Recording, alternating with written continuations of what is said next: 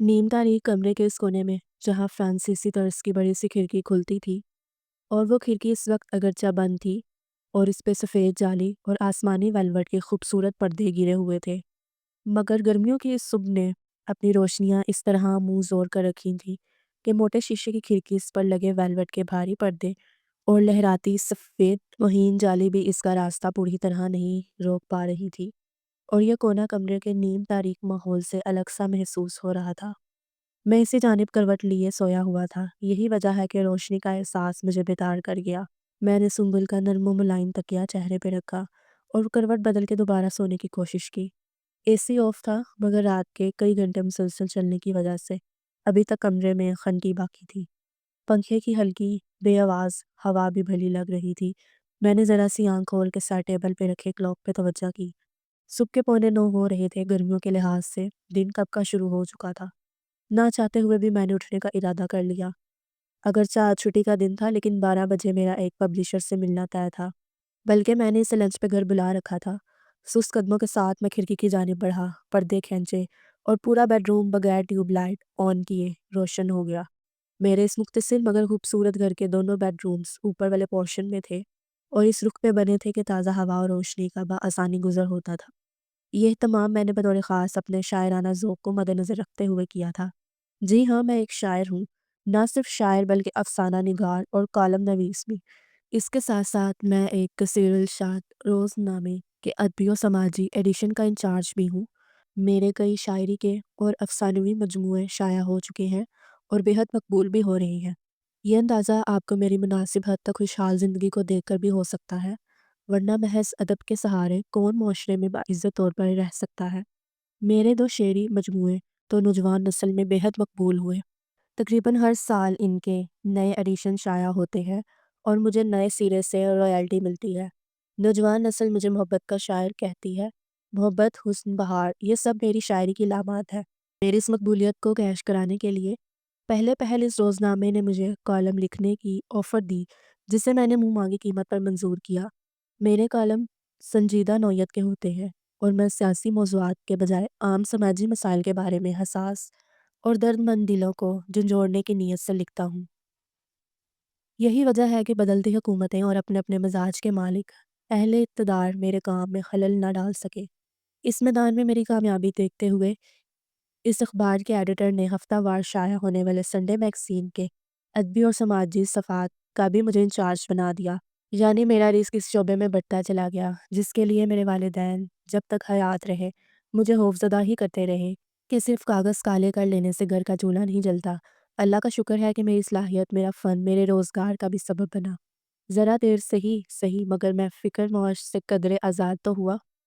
इसी रिश्ते मैंने ये 5 मरले का घर इस मतवसत मगर नई हाउसिंग स्कीम में बनाया। इसी कमाई से खरीदी गई ये सेकंड हैंड सुज़ुकी एफ़एक्सबी घर के मुख्तसर से पोर्च में स्याह कपड़े से ढकी खड़ी है। मुझे ऑफ़िस की वैन पिक एंड ड्रॉप करती है। मेरी बेटी अपनी स्कूल वैन में आती जाती है और बेटे के पास साइकिल है। इसलिए इस उम्र रसीदा गाड़ी की सेहत भी बेहतर ही रहती है, क्योंकि इस उम्र में हम इससे ज़्यादा काम जो नहीं लेते।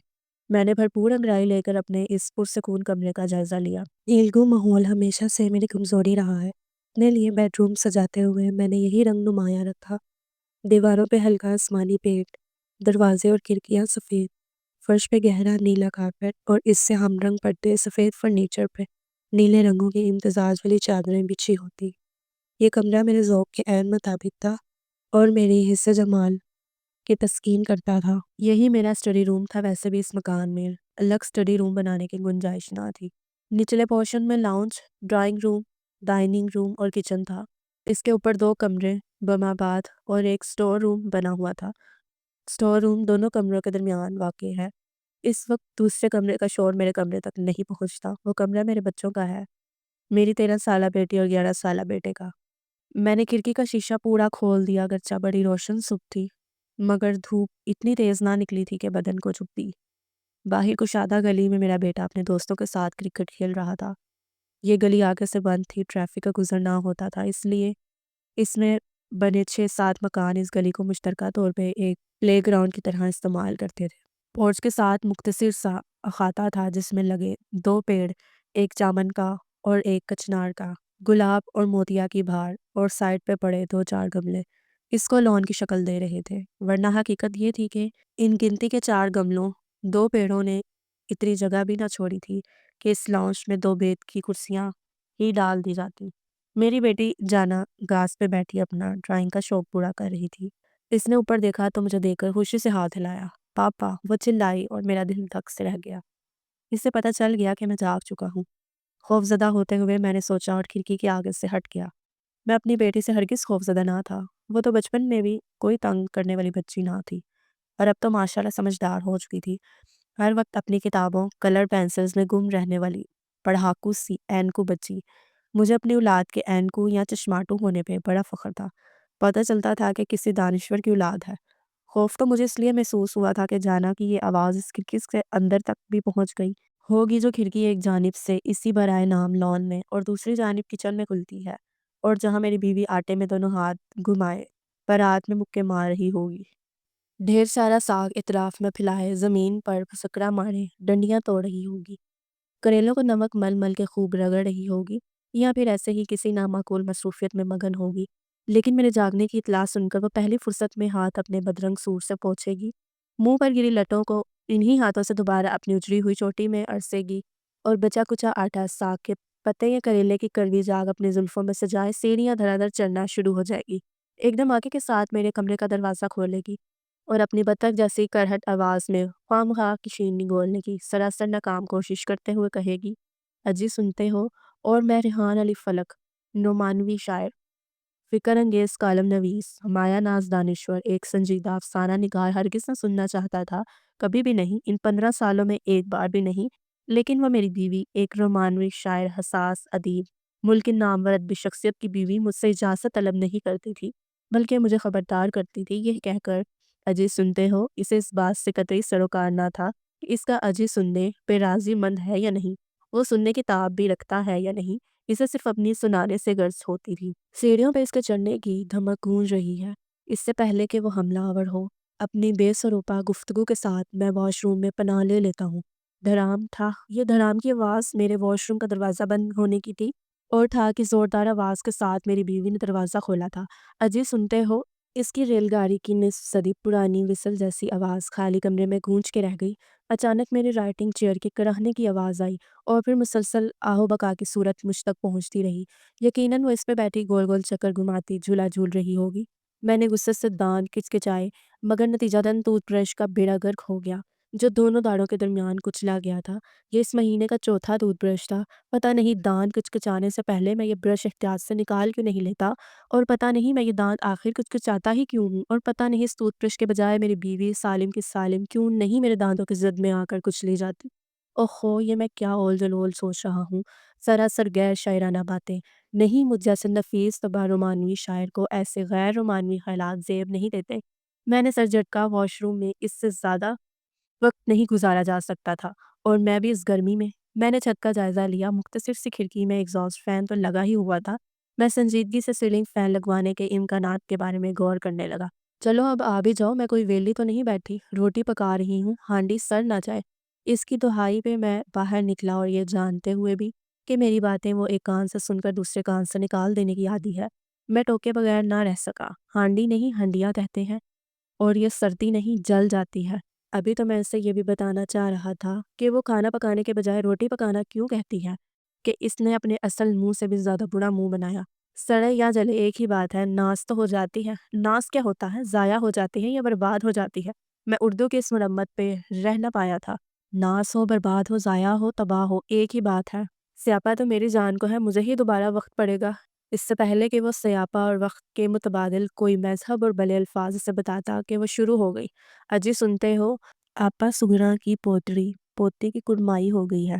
کیا ہو گئی ہے؟ جہاں تک میرے علم میں تھا، میری اس رشتے کی خالہ جو خاندان میں آپا کے نام سے مشہور تھی، کہ کسی پوتی کی اب تک شادی نہ ہوئی تھی، پھر ان کی کڑی کیسے ہو گئی؟ کس کے گھر بیٹی پیدا ہوئی ہے؟ ہاں ہائے، اجی ہوش کرو، ابھی تک سوئے ہوئے ہو؟ میں نے بیٹی کا نام کب لیا؟ آپا کی سب سے سیانی پوتری کی کرمائی ہو گئی ہے، یعنی بات پکی ہو گئی ہے۔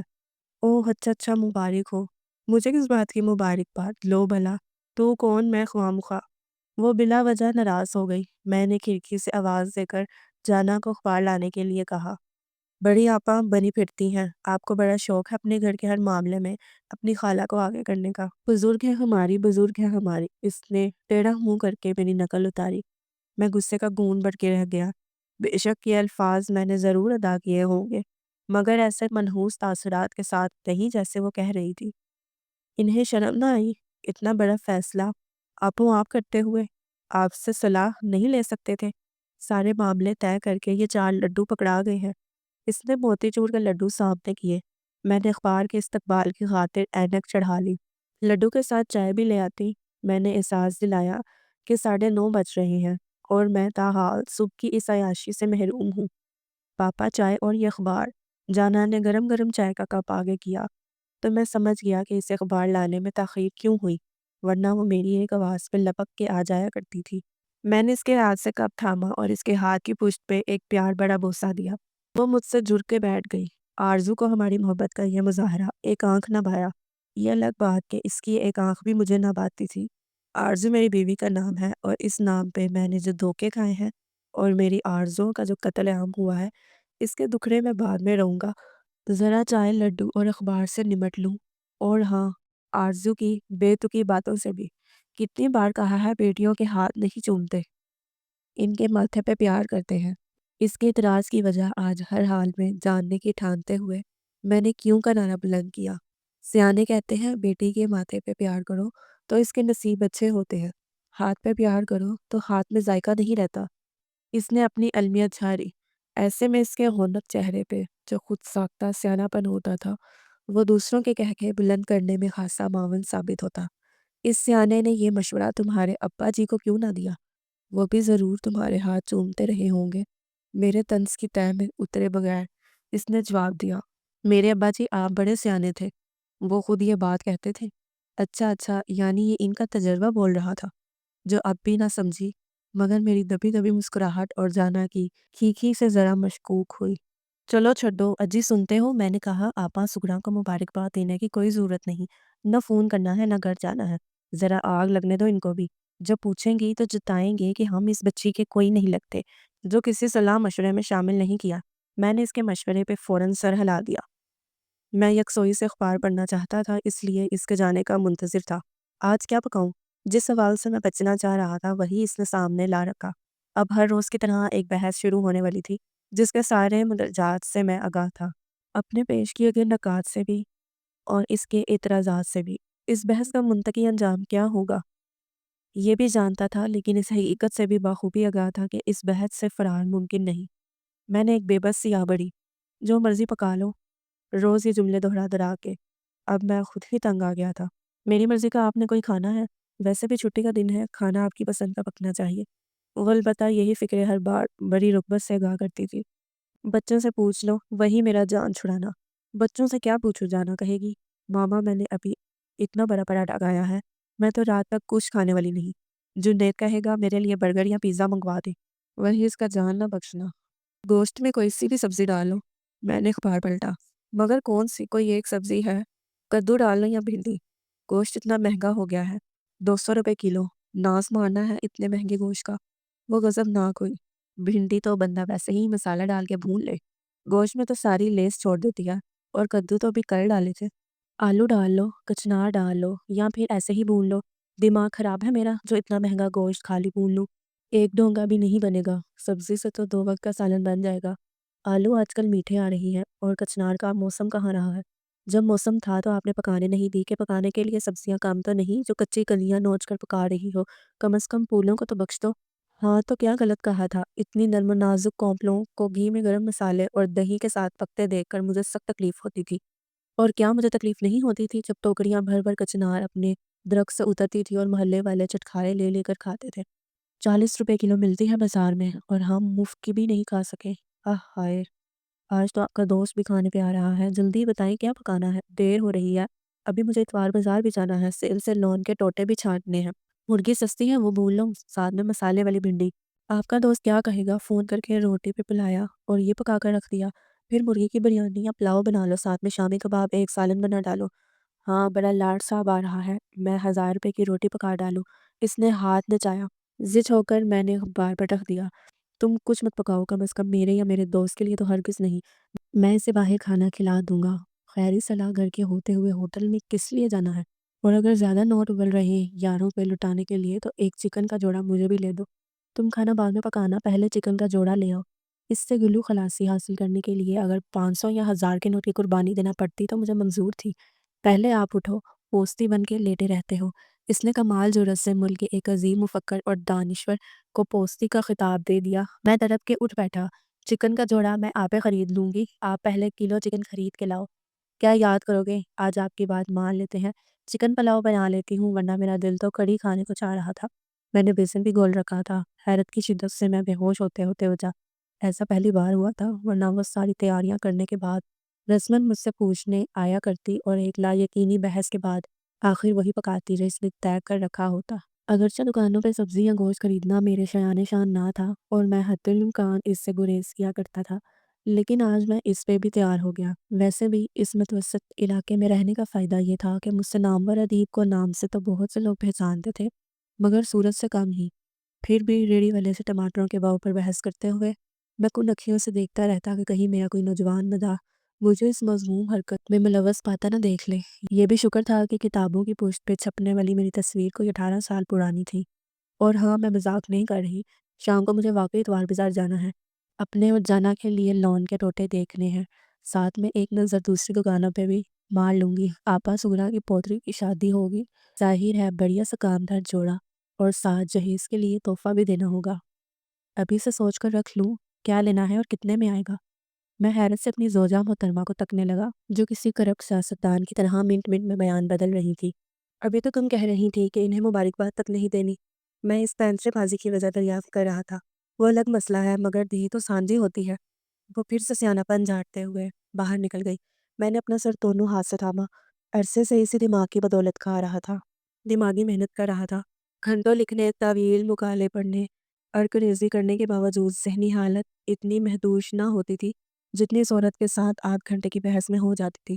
شاید دماغ کی گرمی تھی جو اچھا بھلا خوشگوار موسم بھی لو برساتا محسوس ہو رہا تھا۔ کسی نہ کسی طرح 1.5 کلو مرغی کا گوشت، تازہ کھیرے، پودینے کی گھٹی اور کلو دہی لے کر میں لوٹا۔ وہ صفائی والی ماسی پہ اپنی علمیت جھاڑ رہی تھی۔ تاجی، تجھے نہیں پتہ زمانہ کدھر جا رہا ہے۔ لوگوں کے اندر سے خوف خدا ختم ہو گیا ہے۔ دنیا تباہ ہو رہی ہے، سب قیامت کی نشانیاں ہیں باجی، تسی سچ آکھتے ہو۔ آخر کار وہ اس غریب مسکین عورت کو خوفزدہ کرنے میں بھی کامیاب ہو گئی۔ زور کس پہ ہوا؟ بی پر۔ تو اور کیا؟ تجھے بھلا ان باتوں کا کیا پتا؟ تو رہی سارا دن گھر گھر کام کرنے والی سیدھی سادی گوار عورت، تجھے تو اخبار بھی پڑھنا نہیں آتا۔ تو باجی، آپ کو اخبار سے ساری باتیں پتہ چلتی ہیں، یہ قیامت والی بھی؟ اس کے ہوائیاں اڑا رہی تھی۔ نہیں تاجی، یہ اخباروں والے انہیں تک پتہ نہیں۔ اس نے ٹیڑھی نظر سے مجھے سیڑھیاں چڑھتے دیکھ کہا۔ مجھے تاؤ آ گیا۔ تاجی، یہ سیڑھیوں کی صفائی کیوں نہیں کی اب تک؟ 12 بج رہے ہیں اور تمہاری گپ شپ ہی ختم نہیں ہو رہی۔ بس آپ جی کرنے لگی تھی، ذرا باجی سے بات کرنے لگ گئی۔ تمہاری باجی کو تو اللہ موقع دے باتوں کا۔ تم کیوں اس کی باتوں میں آ کر اپنے کام میں کوتاہی کرتی ہو؟ لو صاحب جی، باجی تو اتنی سیانی باتیں کرتی ہیں، بندہ پاس بیٹھتا ہے تو کچھ سیکھتا ہی ہے۔ مجھے کیا خبر دنیا میں کیا ہو رہا ہے؟ باجی کا اللہ بھلا کرے، مجھے ہر روز نئی بات بتا دیتی ہے۔ مجھ جاہل کو بھی اب زمانے کی خبر ہو گئی ہے۔ میں تو کہتی ہوں صاحب جی، آپ بھی اپنی بیگم کے پاس بیٹھ کر 4 باتیں علم والی سیکھ لیا کرو۔ اس مشورے پہ مجھے جتنا غصہ آتا کم تھا۔ میں یعنی کہ میں ریحان علی فلک، ملک کا مشہور دانشور، کامیاب صحافی، ہر دل عزیز شاعر اور جانا مانا افسانہ نگار، اس 2 من کی عورت سے علم حاصل کروں جس کا علم لون کے ٹوٹوں اور دیسی گھی کے تڑکے تک محدود تھا۔ میں نے ٹھوکر سے سیڑھی پہ رکھا پام کے پودے کا گملہ گرا دیا۔ ہائے توبہ، باجی تیرا بندہ تو بڑا ڈاڈا ہے۔ تاجی نے تعصب سے ہاتھ ملتے ہوئے کہا۔ میں دیکھے بغیر بھی بتا سکتا تھا کہ میری بیوی نے اپنے 12 بھیگے کے چہرے کے تمام طول و عرض میں کمال درجے کی مظلومیت اور لاچاری بڑھی ہوگی۔ شاید اپنے جارجٹ کے پرانے دوپٹے کے اکڑے ہوئے پلو سے رگڑ کر اپنے ڈیلے سے چند آنسو بھی ٹپکا لیے ہوں۔ اوہو، میرا مطلب ہے آنکھ سے، لا حول ولا ڈیلا۔ یہ عورت میری زبان و بیان پر بھی اثر انداز ہو رہی ہے۔ کیا کروں بہن، اس نے ہمدردی پا کر جھٹ اسے بہن بنا ڈالا۔ مرد ذات ہے، سارا کچھ جائز ہے بھئی۔ ہائے بیچاری عورت۔ اب اپنی قابل رشک یادداشت میں سے وہ عورت کی مظلومیت اور مرد کی حاکمیت کے ایسے ایسے دل خراش اور عبرتناک قصے سنانے والی تھی کہ تاجی تو بلکنے لگ ہی جاتی۔ شاید میں بھی دھاڑے مارنے لگ جاتا، اس لیے میں نے کمرے کا دروازہ بند کیا اور غسل فرمانے تشریف لے گیا۔ ایک پبلشر جو میرا پرانا واقف کار تھا، میرے روزانہ چھپنے والے کالموں کے انتخاب کو کتابی شکل دینا چاہتا تھا۔ اسی سلسلے میں نے اسے گھر مدعو کیا تھا۔ اس کے آنے کے بعد میں نیچے اترا اور 2 گھنٹے تک ڈرائنگ روم میں مذاکرات ہوتے رہے، یہاں تک کہ کھانا لگنے کی اطلاع مل گئی۔ ٹیبل پہ پہنچ کر نئے سرے سے میرا خون کھول اٹھا۔ آج اس نے پلاؤ پہ عمل درآمد تو کر لیا تھا، مگر اپنی پسند یعنی کڑی سے بھی دستبردار نہیں ہوئی تھی۔ اس وقت خوش رنگ خوشبودار پلاؤ کے ساتھ کالے زیرے سے بگھار والی پیلی پیلی گاری کڑی کا لباب بھرا ڈونگا بھی پوری شان اور متراک کے ساتھ براجمان تھا۔ اسی پہ بس نہ کرتے ہوئے اس نے بڑے ہی فخریہ انداز میں مٹی کی چھوٹی سی ہانڈی بھی لا کر درمیان میں رکھ دی، جس میں دیسی گھی کے تڑکے والا بینگن کا پرتا پہاڑیں دکھا رہا تھا۔ اس عجیب و غریب مینیو والے لنچ کی وجہ سے میں نے اپنے معزز مہمان کے سامنے سخت شرمندگی محسوس کی۔ اس میں شک نہیں کہ آرزو کھانا ٹھیک ٹھاک بنا لیتی ہے اور یقیناً اس وقت ٹیبل پہ موجود تینوں پکوان ذائقے کے لحاظ سے اپنی اپنی جگہ لاجواب ہوں گے، مگر اچھا پکا لینا ایک الگ بات ہے اور اچھی طرح پیش کرنا ایک سراسر الگ بات۔ اتنے سالوں میں کچن کو مورچہ بنا کر وہ مصالحوں کے صحیح تناسب اور ذائقے کے بارے میں بے شک جان چکی ہے، مگر اتنے عرصے سے جو میں اسے سکھانے کی کوشش کر رہا ہوں وہ سیکھنے پہ راضی نہیں۔ کیا چیز کب پکانی چاہیے، کس ڈش کے ساتھ کون سی ڈش پیش کرنی چاہیے، کس مہمان کے لیے کیسا کھانا پکانا چاہیے۔ اب آپ ہی بتائیے، کوئی شریف انسان مرغ پلاؤ پہ کری انڈیل کر یا برتا ڈال کر کھا سکتا ہے؟ میں شاعر اس لیے نہیں بنا کہ مجھے شاعری کرنا آتی تھی، بلکہ اس لیے کہ میں سوائے شاعر کے اور کچھ بن ہی نہیں سکتا تھا۔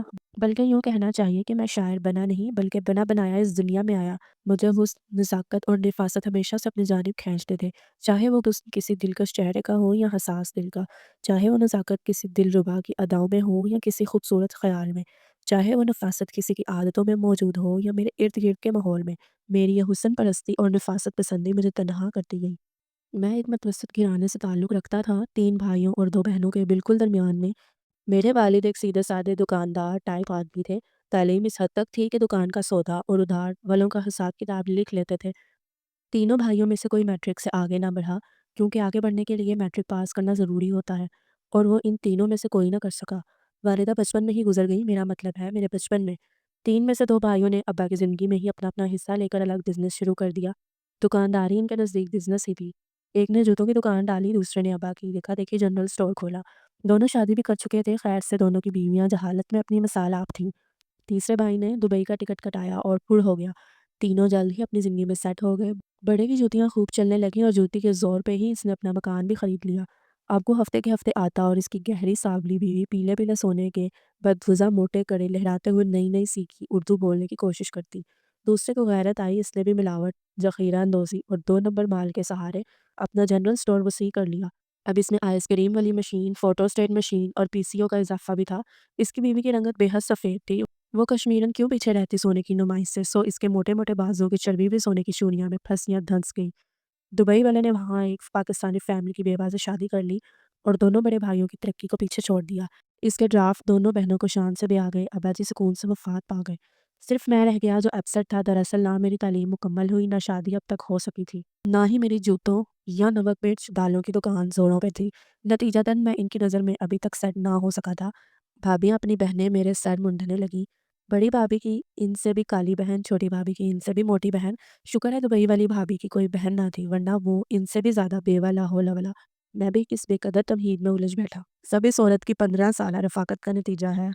ہاں تو میں کہہ رہا تھا، دونوں بھابھیوں کی بہنوں سے بمشکل اپنا بچاؤ کرتے ہوئے میں ان دنوں دو محاذوں پہ بیک وقت ڈٹا ہوا تھا۔ ایک محاذ تو اردو ایم اے کا تھا، دوسرا عشق کا۔ مجھے ڈگری یافتہ کہلانے کا شوق تھا، لیکن یہ شوق صرف ایم اے اردو کی ڈگری لے کر ہی پورا ہو سکتا تھا، جس کی ہمارے معاشرے میں گئی گزری سی حیثیت ہے، اور یہ ڈگری اگر کسی ایسے مرد کے ہاتھ میں ہو جو اس کے بلبوتے پہ ملازمت حاصل کرنے کا خواہش مند ہو، تو یہ حیثیت گئی گزری بھی نہیں ہوتی۔ یہی وجہ تھی کہ پنجاب یونیورسٹی کے اردو ڈپارٹمنٹ میں میرے علاوہ بس 2 ہی اور لڑکے تھے، اور ہم تینوں 1.5 درجن لڑکوں کے جھرمٹ میں جھیمپے ذرا حواس باختہ رہتے۔ ویسے آپ اس جھرمٹ لفظ کو نرگے میں بھی پڑھ سکتے ہیں، اور ان میں سے ایک لڑکی ایسی بھی تھی جسے سامنے پا کے میں معمول سے زیادہ جھیمپا اور خواص باختہ لگا کرتا۔ وہ لڑکی تھی غزالہ درخشاں غزل۔ غزل اس کا تخلص تھا، اپنے ڈپارٹمنٹ کے ادبی مجلہ میں اس کی غزلیں چھپتی رہتی تھی، جو سراسر میری مہربانی تھی، کیونکہ میں اس زمانے میں اس مجلہ کا ایڈیٹر تھا اور شاعری کے افق پہ میرا نام دھیرے دھیرے نمایاں ہو رہا تھا۔ میں کئی مشاعروں میں شرکت کیا کرتا تھا۔ کالج کے بعد اب یہاں بھی لوگ مجھے ایک شاعر اور افسانہ نگار کی حیثیت سے جاننے لگے تھے۔ پہلے پہل وہ بھی اپنی ایک غزل کی توسیع کے لیے میرے پاس آئی تھی اور میں اسے دیکھتا کا دیکھتا رہ گیا تھا۔ اگرچہ اس سے پہلے بھی اس کو کن نکھیوں سے کئی بار دیکھ چکا تھا، مگر اتنے قریب سے اس کی جلوہ آرائی سے میرا عاشق مزاج اور حسن پرست دل ہر درجہ متاثر ہو رہا تھا۔ وہ اسم بسمہ تھی، سراپا غزل تھی، اس کی بڑی بڑی حیران اور روشن آنکھیں، ان پہ سایہ پگن گنیری خنددار پلکیں، سونے کی سی چمک لیے صاف گندمی رنگت جو صحت مندی کا گلال رخساروں اور نازک سے لبوں پہ لیے ہوئے تھی۔ اس کی آواز کی بے حد کومل اور سریلی تھی۔ جب وہ اپنی نو آموز غزل کے کچے پکے شاعر اس سحر انگیز آواز میں سناتی تو سننے والے کا دھیان کاپیہ اور ادیب کی کمزوریوں کی طرف جاتا ہی نہیں تھا۔ دھیان میں رکھنے کے لیے اور بہت کچھ تھا۔ اس کے نرم و نازک تصورانہ سے ہاتھ، مخروطی انگلیاں، پاکیزہ کی مینا کماری سے بھی زیادہ حسین پاؤں، سراہی دار گردن، گھنگریالے شانوں سے بس ذرا سا نیچے آتے گہرے بوڑھے بال جو ریشم کے سنہرے گچھوں کی صورت بکھرے رہتے، اس کی زلفوں کا پریشان رہنا اسے ایک مکمل شاعرہ کے طور پہ پیش کرتا تھا۔ اس کی باتیں بھی شاعرانہ ہی ہوتی، دیگر لڑکیوں کی طرح اس کی گفتگو فیشن، شاپنگ اور ٹی وی پروگرامز تک ہی محدود نہیں رہتی تھی، بلکہ وہ نامور مصنفین کی عالمانہ کتابوں پہ زیر حاصل تبصرے کیا کرتی، موسم کی رنگینی اور لطافت کے قصیدے انتہائی دلفریب انداز میں پڑھا کرتی، بے حد حساس شاعری اپنے منفرد لوچدار لب و لہجہ میں یوں سنایا کرتی کہ جن شاعرہ کو وہ کلام ہوتا وہ اگر سن لیتے تو غزالہ کے نام منسوب کر دیتے۔ نہ صرف ادب اور گفتگو بلکہ لباس کے معاملے میں بھی اس کا ذوق قابل تسخیر تھا۔ وہ موسم کی مناسبت سے رنگ اور فیشن کے لحاظ سے سٹائل کا انتخاب کیا کرتی، ہر رنگ اس پہ کھل اٹھا تھا۔ ہماری دوستی جلد ہی محبت کے مرحلے طے کرنے لگی۔ ہم دونوں کی شاعری میں ہی درد اور بھی زیادہ نمایاں ہونے لگا، شاید یہ ہمارے عشق کا اعجاز تھا۔ ادھر ہمارے ایگزامز ہونے والے تھے، ادھر میرے پہلے شعری مجموعے کی اشاعت آخری مراحل میں تھی کہ اچانک غزالہ نے اپنی غزالی آنکھوں میں آنسو بھر کے، اپنی کھنکتی آواز میں سوز بھر کے مجھے یہ منحوس خبر دی کہ اس کا رشتہ اس کے فرسٹ کزن سے طے ہو گیا ہے جو ناروے میں جاب کرتا ہے۔ یہ خبر مجھ پر بجلی بن کے گری، میں اس کے آگے گر گرا اٹھا۔ تم کو میری محبت کا واسطہ، بغاوت کر ڈالو، ہار مت مانو ظالم سماج کے سامنے، مجھے یہ جدائی ہرگز منظور نہیں، نہیں نہیں۔ میں نے اپنے تازہ ترین افسانے کے ڈائلاگ سر پٹک پٹک کے دہرائے، اور مجھے اپنی پاکیزہ محبت کی یہ رسوائی ہرگز منظور نہیں، نہیں نہیں نہیں۔ اس نے شبنم کی تازہ ترین فلم سے متاثر ہو کر عالم نزاع والی ہچکیاں لی۔ میں ایک مشرقی لڑکی ہوں ریحان، دوپٹے کا پلو مروڑتے ہوئے خوابناک لہجے میں کہتی، اب وہ شمیم آرا بنی ہوئی تھی، میں اپنے والدین کے سامنے تمہارا نام کیسے لے سکتی ہوں؟ مجھے ان کی عزت بھی عزیز ہے، میں اپنا پیار قربان کر سکتی ہوں مگر ان کی عزت پہ حرف نہ آنے دوں گی، اس نے بابرہ شریف کی طرح پرعزم لہجے میں کہا۔ ان دنوں یہی مقبول اداکارائیں تھیں، کاش ہماری محبت آج کے دور میں پروان چڑھی ہوتی اور وہ ریما کی طرح گرج کے اعلان کرتی، تیری آن لپیٹا پالے تیری آن، یا سائمہ کی طرح گنڈاسا اٹھا لیتی، رب دے سو کوڑی پنجابن تیری یہ دلدارا۔ مگر ایسا کیسے ہو سکتا تھا؟ وہ اسی کی دہائی کے آخری سال تھے، محبت میں تڑپ ضرور تھی مگر عشق کبھی اندھا نہ ہوا تھا، اسے ماں کے جمتے اور باپ کے ڈنڈے بند آنکھوں سے بھی بخوبی نظر آ جاتے تھے۔ میں تم پہ الزام نہ آنے دوں گا، اپنی بابوں کو رشتہ لینے تمہارے گھر بھیجتا ہوں۔ میں نے ایک اور شریفانہ کوشش کی، مجھے صرف اپنے والدین کی ہی نہیں تمہاری عزت بھی پیاری ہے، برا مت ماننا مگر تم کس بلبوتے پہ میرا رشتہ مانگو گے؟ تمہارے پاس نہ تو ملازمت ہے نہ ہی جائیداد، میری خالہ کا بیٹا انجینئر ہے، ناروے میں ایک اعلیٰ دور میں ملازم ہے، میرے گھر والے اس کے مقابلے میں کبھی تمہارا رشتہ قبول نہیں کریں گے، وہ تمہاری بے عزتی کریں گے اور یہ میں برداشت نہ کر سکوں گی، میں زہر کھا لوں گی۔ نہیں تم زہر مت کھانا، میں تمہاری منگنی کے لڈو کھا لیتا ہوں، میں نے گلو گے لہجے میں دل گرا کر کے کہا اور لذرتے ہاتھوں سے اس کی گود میں رکھے ڈبے سے لڈو اٹھا کر منہ میں رکھ لیا۔ منہ میں میٹھا میٹھا لڈو، آنکھوں میں نمکین آنسو، واہ کیا رومانوی منظر تھا۔ اسی رات میں نے اپنی سب سے مقبول اور زبان زد عام ہو جانے والی نظم کہی، غزالہ اس روز کے بعد یونیورسٹی نہیں آئی، وہ امتحان بھی نہیں دے رہی تھی، میں یہاں کیسے آ سکتی ہوں جہاں کے چپے چپے سے ہماری محبت کی یادیں وابستہ ہے؟ ویسے بھی تعلیم تو کیا، اب مجھے زندگی سے بھی دلچسپی نہیں رہی، بس جی رہے ہیں۔ اس نے سرداب بھری اور آخری بار بھری، خدا نہ خواستہ میرا مطلب یہ نہیں کہ اس آہ کے بعد اس کا دم نکل گیا، بلکہ وہ ہمیشہ ہمیشہ کے لیے میری زندگی سے نکل گئی۔ میری شاعری کو ہجر کا درد، میرے افسانوں کو جدائی کا غم دے کر، اس کے جانے کے 3 دن بعد ہی اس کی ایک دوست نے بے حد جلے انداز میں مجھ پہ انکشاف کیا۔ آپ کیا سمجھتے ہیں اس کی شادی زبردستی ہو رہی ہے؟ وہ ایسی لڑکی نہیں کہ کوئی بھی اس کے ساتھ زبردستی کر سکے۔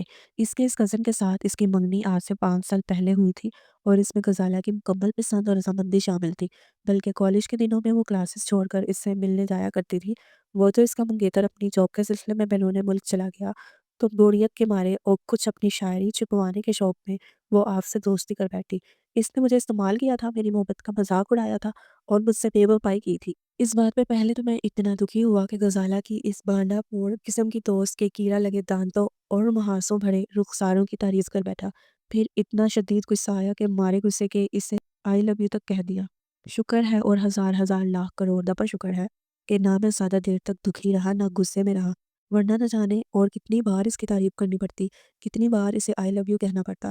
میں نے آنکھیں پھیر لی، میرا رزلٹ آ گیا تھا، ایم اے کا بھی اور پہلی کتاب کا بھی۔ کامیابی دونوں جانب سے ملی تھی۔ اگلے 2-4 سال میں نے ادب کے میدان میں اپنی جگہ بنانے میں گزار دیے۔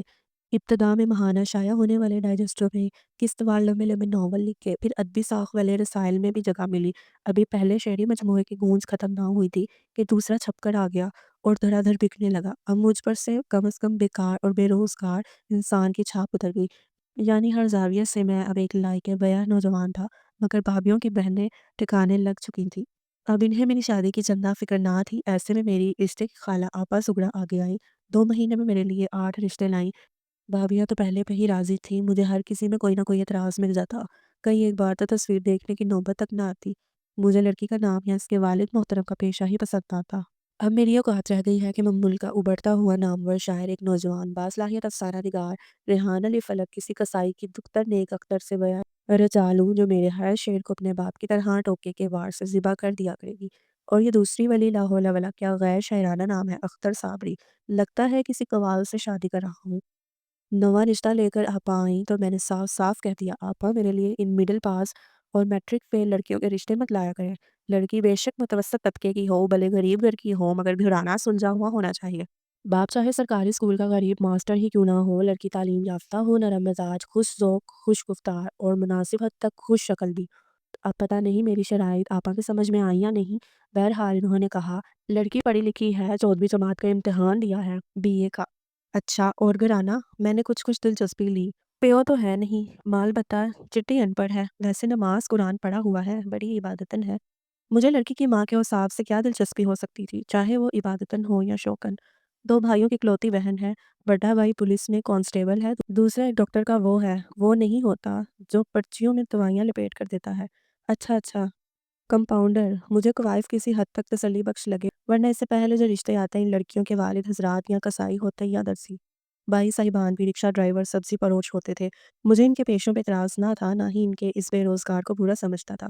ہاں یہ ضرور تھا کہ میری خواہش تھی میری بیوی نہ صرف خود تعلیم یافتہ ہو بلکہ تعلیم یافتہ ماحول سے آئی ہو، چاہے اس کے بھائی یا باپ سرکاری افسر یا پروفیسر ڈاکٹر انجینئر نہ ہو، معمولی پڑھے ہوں، سفید پوش ہوں۔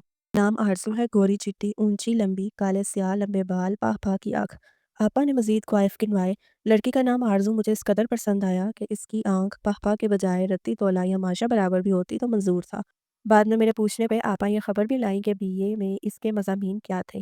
ایک تو اسلامیات، دوسرا کی کہتے ہیں؟ ہاں لٹچر۔ وہ ذہن پہ زور ڈال کر بولی، لٹچر؟ یہ کون سا؟ اوہ لٹریچر۔ میں مسرور ہوا، ضرور اردو یا انگلش لٹریچر پڑھتی ہوگی، واہ، دینی تعلیم بھی اور ادبی تعلیم بھی، میرا قرض سور جائے گا۔ میں نے کرائے پر فلیٹ حاصل کیا، قلم کی بدولت اتنا مل جاتا تھا کہ گزارا ہو جاتا تھا، مہنگائی ابھی اتنی نہیں بڑھی تھی، مگر پھر بھی میں نہیں چاہتا تھا کہ میں بھائیوں کے ساتھ رہوں اور ان کے ٹھاٹ باٹ دیکھ کر میری بیوی کسی قسم کے احساس کمتری میں مبتلا ہو۔ اپنا چھوٹا سا گھر میں نے اپنی محنت کی کمائی اور آرزو کے سادہ سے جہیز سے سجا لیا۔ مجھے آج بھی اپنی اور آرزو کی پہلی ملاقات یاد ہے۔ ضروری نہیں کہ صرف خوشگوار یادیں ہی حافظے پہ قابض رہیں، کبھی کبھی وہ ہماری سہاگ رات تھی، عام سہاگ راتوں سے بے حد مختلف، کیونکہ یہ ایک رومانوی شاعر کی سہاگ رات تھی۔ میں کمرے میں داخل ہوا، آرزو اپنے جہیز کے بیڈ پہ لال کراڑے میں لمبا سا گھونگھٹ نکالے سر جھکائے بیٹھی تھی۔ میں نے بادامی رنگ کی شیروانی کی جیب تھپ تھپا کے اس انگوٹھی کی موجودگی کا اطمینان کیا جو میں نے اسے منہ دکھائی کے تحفے کے طور پر دینے کے لیے خریدی تھی۔ اگرچہ منہ تو میں دیکھ ہی چکا تھا، تصویر میں تصویر کا قصہ بھی عجب ہے۔ میں نے آپا سے اپنی متوقع زوجہ کی ایک قدر تصویر کی فرمائش کی، کچھ پس و پیش کے بعد وہ لانے پہ راضی ہو گئی۔ تصویر آئی تو میں آنکھوں سکور سکور کر اس گروپ فوٹو کو دیکھنے لگا جس میں کھڑی 8-9 لڑکیوں میں سے مجھے یہ دریافت کرنا تھا کہ ان میں آرزو کون سی ہے۔ آپا کے انگلی رکھ کے بتانے پہ میں نے سکوڑی ہوئی آنکھوں کو مزید نچوڑا۔ یہ جو پچھلی لائن میں ان 2 بڑے منہ والی لڑکیوں کے درمیان کھڑی ہے، اور وہ درمیان میں کھڑی نہیں تھی بلکہ پھنسی ہوئی تھی، اور ان 2 لڑکیوں کے صرف منہ ہی بڑے نہیں تھے، وہ خود بھی بہت بڑی تھیں۔ اگلی رو میں قریب 4 لڑکیوں کی وجہ سے یہ بالکل پتہ نہیں چل رہا تھا کہ ان کے شانے کے اوپر سے گردن اونچی کر کے چہرہ دکھانے کی کوشش کرنے والی آرزو قد و قامت کی کیسی ہے۔ تصویر کے دھندلے رنگ سے اس کے چہرے اور بالوں کی رنگت کا اندازہ بھی نہیں ہو رہا تھا، بس انسان کی بچی لگ رہی تھی۔ دوسری بار میں نے تائید کر کے کلوز اپ میں تصویر بھجوانے کی فرمائش کی۔ اس بار جو تصویر آئی وہ واقعی کلوز اپ تھا، مگر اس قدر کلوز سے لیا گیا تھا کہ پورا ماتھا اور آدھے ایبرو تک فوکس میں آنے سے رہ گئے تھے، ٹھوڑی اور کان تک کٹے ہوئے تھے۔ آؤٹ آف فوکس ہونے کی وجہ سے اس تصویر میں بھی چہرہ دھندلا سا تھا۔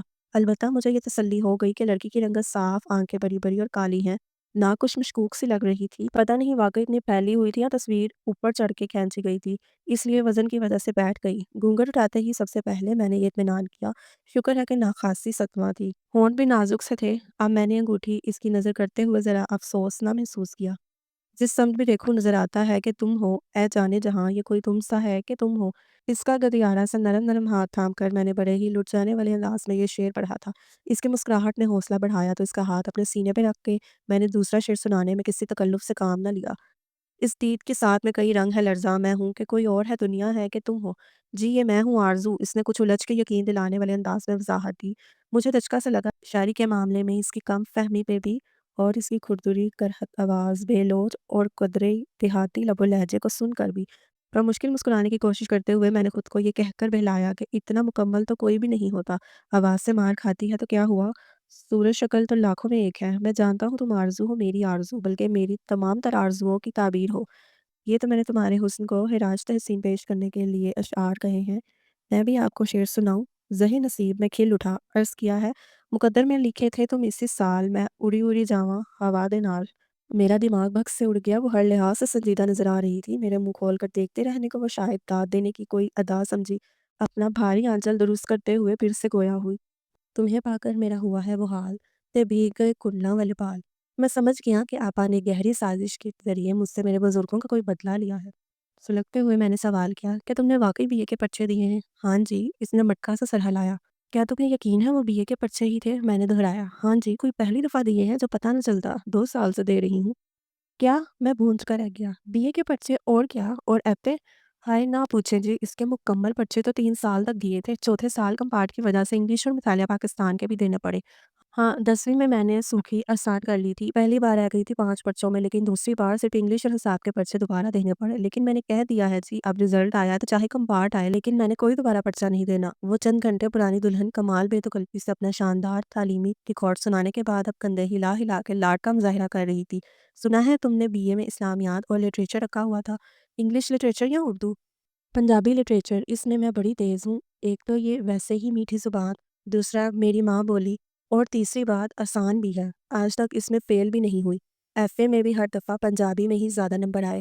اب مجھے اس کے لہجے میں جھلک مارتے ملتانی اور سرائکی انداز کا راز معلوم ہوا۔ اگلے کئی دن اس کی ہمہ صرف شخصیت کے نت نئے پہلو مجھ پہ آشکار ہوتے رہے اور میں مایوسی کا شکار ہوتا گیا۔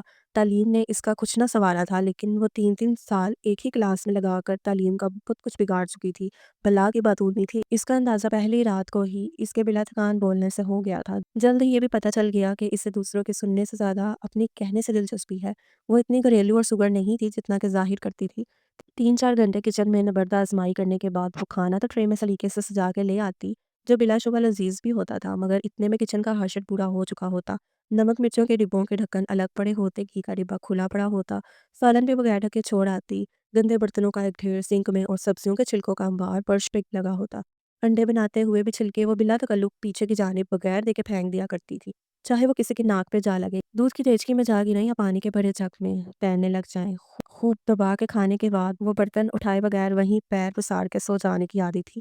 کھانے میں شاید نیند یا نشے کی کوئی ایسی دوا شامل ہوتی تھی جو صرف اس پر اثر کرتی تھی۔ سب سے زیادہ جو چیز میرے لیے تکلیف دہ تھی وہ یہ کہ میرے علم میں اور میرے فن کا احترام نہیں کرتی تھی۔ اس نے میری شہرت کی قدر نہ تھی۔ میرے لکھنے کے اوقات میں کبھی اس نے مجھے ذہنی یکسوئی یا سکون مہیا کرنے کی کوشش نہ کی۔ تب میرا کرائے کا فلیٹ بھی 2 کمروں پر مشتمل تھا، ایک ہمارا بیڈ روم، دوسرا لاؤنج یا ڈرائنگ روم۔ اس مختصر سے فلیٹ میں اگر اس سے فرار حاصل کرنے کی کوشش کرتا تو بھی ناکام رہتا۔ اگر میں اپنے بیڈ پہ بیٹھ کے لکھتا کہ بیڈ روم اس قدر تنگ تھا کہ کرسی میز رکھنے کی جگہ ہی نہ تھی، تو اسے بھی آرام کرنا یاد آ جاتا اور وہ اس قدر کروٹیں بدلتی، ٹانگیں جھلاتی کہ مجھ سے تحریر کرنا دشوار ہو جاتا۔ اگر دوسرے کمرے میں پناہ لیتا تو تب آرزو بیگم کی رگیں موسیقی پھڑک جاتی۔ وہ آ کر ٹی وی یا ٹیپ ریکارڈر آن کر دیتی، پورا کمرہ نور جہاں کی آواز کی دہشت سے تھر اٹھتا۔ میں دل تیرے قدماں وچ رکھیا، تو جا کے دکھا تے سہی، تو پیراں تے پا تے سہی۔ اور میں اس کی دھمکی میں آ جاتا، جا کے دکھا نہ پاتا۔ سن سن بھابی ڈھول پیا بجتا، نی ڈھول نہ وجے تے میلا ذرا نہیں سجتا۔ اس کے ڈھول کی رمادم میرے اس افسانے میں بھی اتر آتی، جس میں ہیرو ہیروئن کا ملن پیرس کے دریائے سین کے روشنیوں میں ڈوبے ساحل پہ کرا رہا ہوتا۔ دریائے سین کا پرجوش نیلگو پانی سرسوں کے پیلے پیلے کھیتوں میں بدل جاتا۔ پیانو پہ تھرکتی ہیرو کی انگلیاں ہوا میں پیچ لڑانے لگتی اور خوبصورت نازک اندام فرانسیسی حسینہ لاچے کرتے میں کتکرے لگانے لگتی۔ دوروں دوروں اکھیاں مارے منڈا پٹواری دا، خدا کا واسطہ ہے آرزو، اپنے اس بومبوں کو لے کر یہاں سے دفان ہو جاؤ۔ میں نے اپنے افسانے کا حشر نشر ہوتے دیکھ کر بال نوچ ڈالے تھے۔ ہائے ہائے چٹا جھاٹا ہے، اس طرح تو نہ دونوں ہاتھوں سے پٹو۔ لو جی میں چاہ رہی ہوں پنیرے پہ، آپ آرام سے صفحے کالے کرو۔ جب وہ میرے لکھنے کو صفحے کالے کرنے کا نام دیتی تو میرا خون کھول کے رہ جاتا۔ جب وہ ہماری اچھی بلی بالکونی کو پنیرا قرار دیتی، میرا کھولتا ہوا خون ظاہر ہے مزید بولنے کے علاوہ اور کیا کر سکتا تھا۔ مجھے خدشہ تھا کہ علم و پن سے اتنی بے بہرا، ادب سے اس قدر ناآشنا، بدذوق اور بدشوق قسم کی بیوی کی رفاقت میں میرے قلم کو گہن لگا سکتا ہے، لیکن حیرت انگیز طور پہ میری تحریر میں مزید نکھار پیدا ہوا۔ شاید یہ دکھ کا اعجاز تھا، من پسند رفیق میسر نہ آنے کا دکھ، ایک ہم ذوق ساتھی سے محرومی کا دکھ۔ سارے دن کی تلخی میں راتوں کو جاگ جاگ کر صفحے کالے کر کے نکالتا۔ شادی کے 5 سال میں 2 شہرہ آفاق ناولز، 3 شعری مجموعے، ایک بیٹی اور ایک بیٹا میری قابل ذکر تخلیقات تھیں۔ اخبار کی جاب نے میرے مستقل روزگار کا بندوبست بھی کر دیا۔ معاشی حالات بھی سدھر گئے۔ اس 2 کمروں کے فلیٹ سے نکل کر میں ایک نسبتاً بڑے کرائے کے مکان میں شفٹ ہو گیا۔ ایک نئی ہاؤسنگ اسکیم میں نہایت سستا پلاٹ بھی لے لیا۔ اگلے کچھ سالوں میں نے اس کی تعمیر کا کام بھی شروع کر دیا۔ 1-2 سال پہلے ہی میں اپنے اس گھر میں شفٹ ہوا تو پچھلے 20 سالوں کی تھکان پل بھر میں زائل ہو گئی۔ ایسا لگا جیسے آج میں اپنے بچوں کے لیے کچھ کر پایا ہوں۔ اللہ نے مجھے پرذہین اور فطین سلجھے ہوئے خوبصورت بچوں سے نوازا تھا۔ خصوصاً میری بیٹی جانا، اس کی ذہانت سے بھرپور چمکتی آنکھوں کو دیکھ کر میرا سینہ و خون بھر جاتا تھا۔ اس کم عمری میں اس کی سلجھی ہوئی دانشورانہ گفتگو سن کر میرے حوصلے جوان ہو جاتے تھے۔ میری امید بندھنے لگتی تھی کہ وہ ضرور مستقبل میں میرا نام روشن کرے گی۔ آج اپنی جدوجہد کے 20 سال اور شادی کے 15 سال بعد اپنی زندگی پہ نظر دوڑاتا تو بظاہر کسی چیز کی کمی نظر نہیں آتی۔ زندگی نے لیا کم، دیا زیادہ تھا۔ اس کے باوجود ایک تشنگی سی تھی جو نہ دل سے نکلتی تھی نہ روح سے۔ ایک ادھورے پن کا احساس تھا جو کم ہونے کے بجائے روز بروز بڑھتا ہی جا رہا تھا۔ اپنے دوستوں کو اپنی اپنی شریک حیات کے ساتھ مگن و مطمئن دیکھتا تھا تو ٹر کے رہ جاتا تھا۔ شادی جیسے اہم اور نازک معاملے کی ساری ذمہ داری آپا سگنا جیسی خاتون کے سر ڈال دینے والی اپنی حماقت میں آج تک معاف نہیں کر سکا۔ یہ وہی تھی جن کی وجہ سے ملک ایک عظیم دانشور، نامور مصنف، فکر انگیز کالم نویس، شہرت یافتہ صحافی، حساس شاعر اور قابل قدر ادیب کے نصیب میں عارضی جیسی علم و ادب سے بے بہرا، حسن ذوق سے کوری اور انتہائی بے ڈھب و بے اعتبار خاتون آئی۔ سید نشست والوں کی جانب سے دعوت نامہ آیا ہے کہ کسی شعری مجموعے کی تقریب رونمائی ہے، آپ کو مہمان خصوصی بنانے کی درخواست بھی کی گئی ہے۔ میرے اسسٹنٹ نے مجھے اطلاع کیا، مہمان خصوصی بننے کا چسکا بہت تھا مجھے، اور اس چسکے کو پورا کرنے کے لیے مجھے بیکار ترین کتابوں پہ بھی دیباچے لکھنے کو کہے جاتے یا مقالے پڑھنے کی درخواست کی جاتی۔ میں وہ بھی قبول کر لیتا، اور یہ دعوت نامہ جس ادبی نشست کی جانب سے آیا تھا، اس کا تو خاصا نام تھا۔ انہوں نے کئی ابھرتے ہوئے شاعروں کو متعارف کرایا تھا۔ پچھلے 7 سالوں سے میرا کوئی بھی شعری مجموعہ منظر عام پر نہیں آیا تھا، البتہ اس دوران میرے 2 نئے ناول اور ایک سفر نامہ ضرور چھپ کے مقبول عام ہو چکا تھا۔ دراصل ناول لکھنے کے دوران دل سے زیادہ دماغ متحرک رہتا تھا، احساسات سے زیادہ تکنیک، مہارت وغیرہ کا عمل دخل زیادہ ہوتا ہے، اور دماغ تو میرا چلا ہوا۔ خدا نخواستہ میرا مطلب یہ نہیں کہ میرا دماغ چل گیا ہے، میں کہنا یہ چاہتا ہوں کہ میرا دماغ اب بھی خاصی چالو حالت میں ہے۔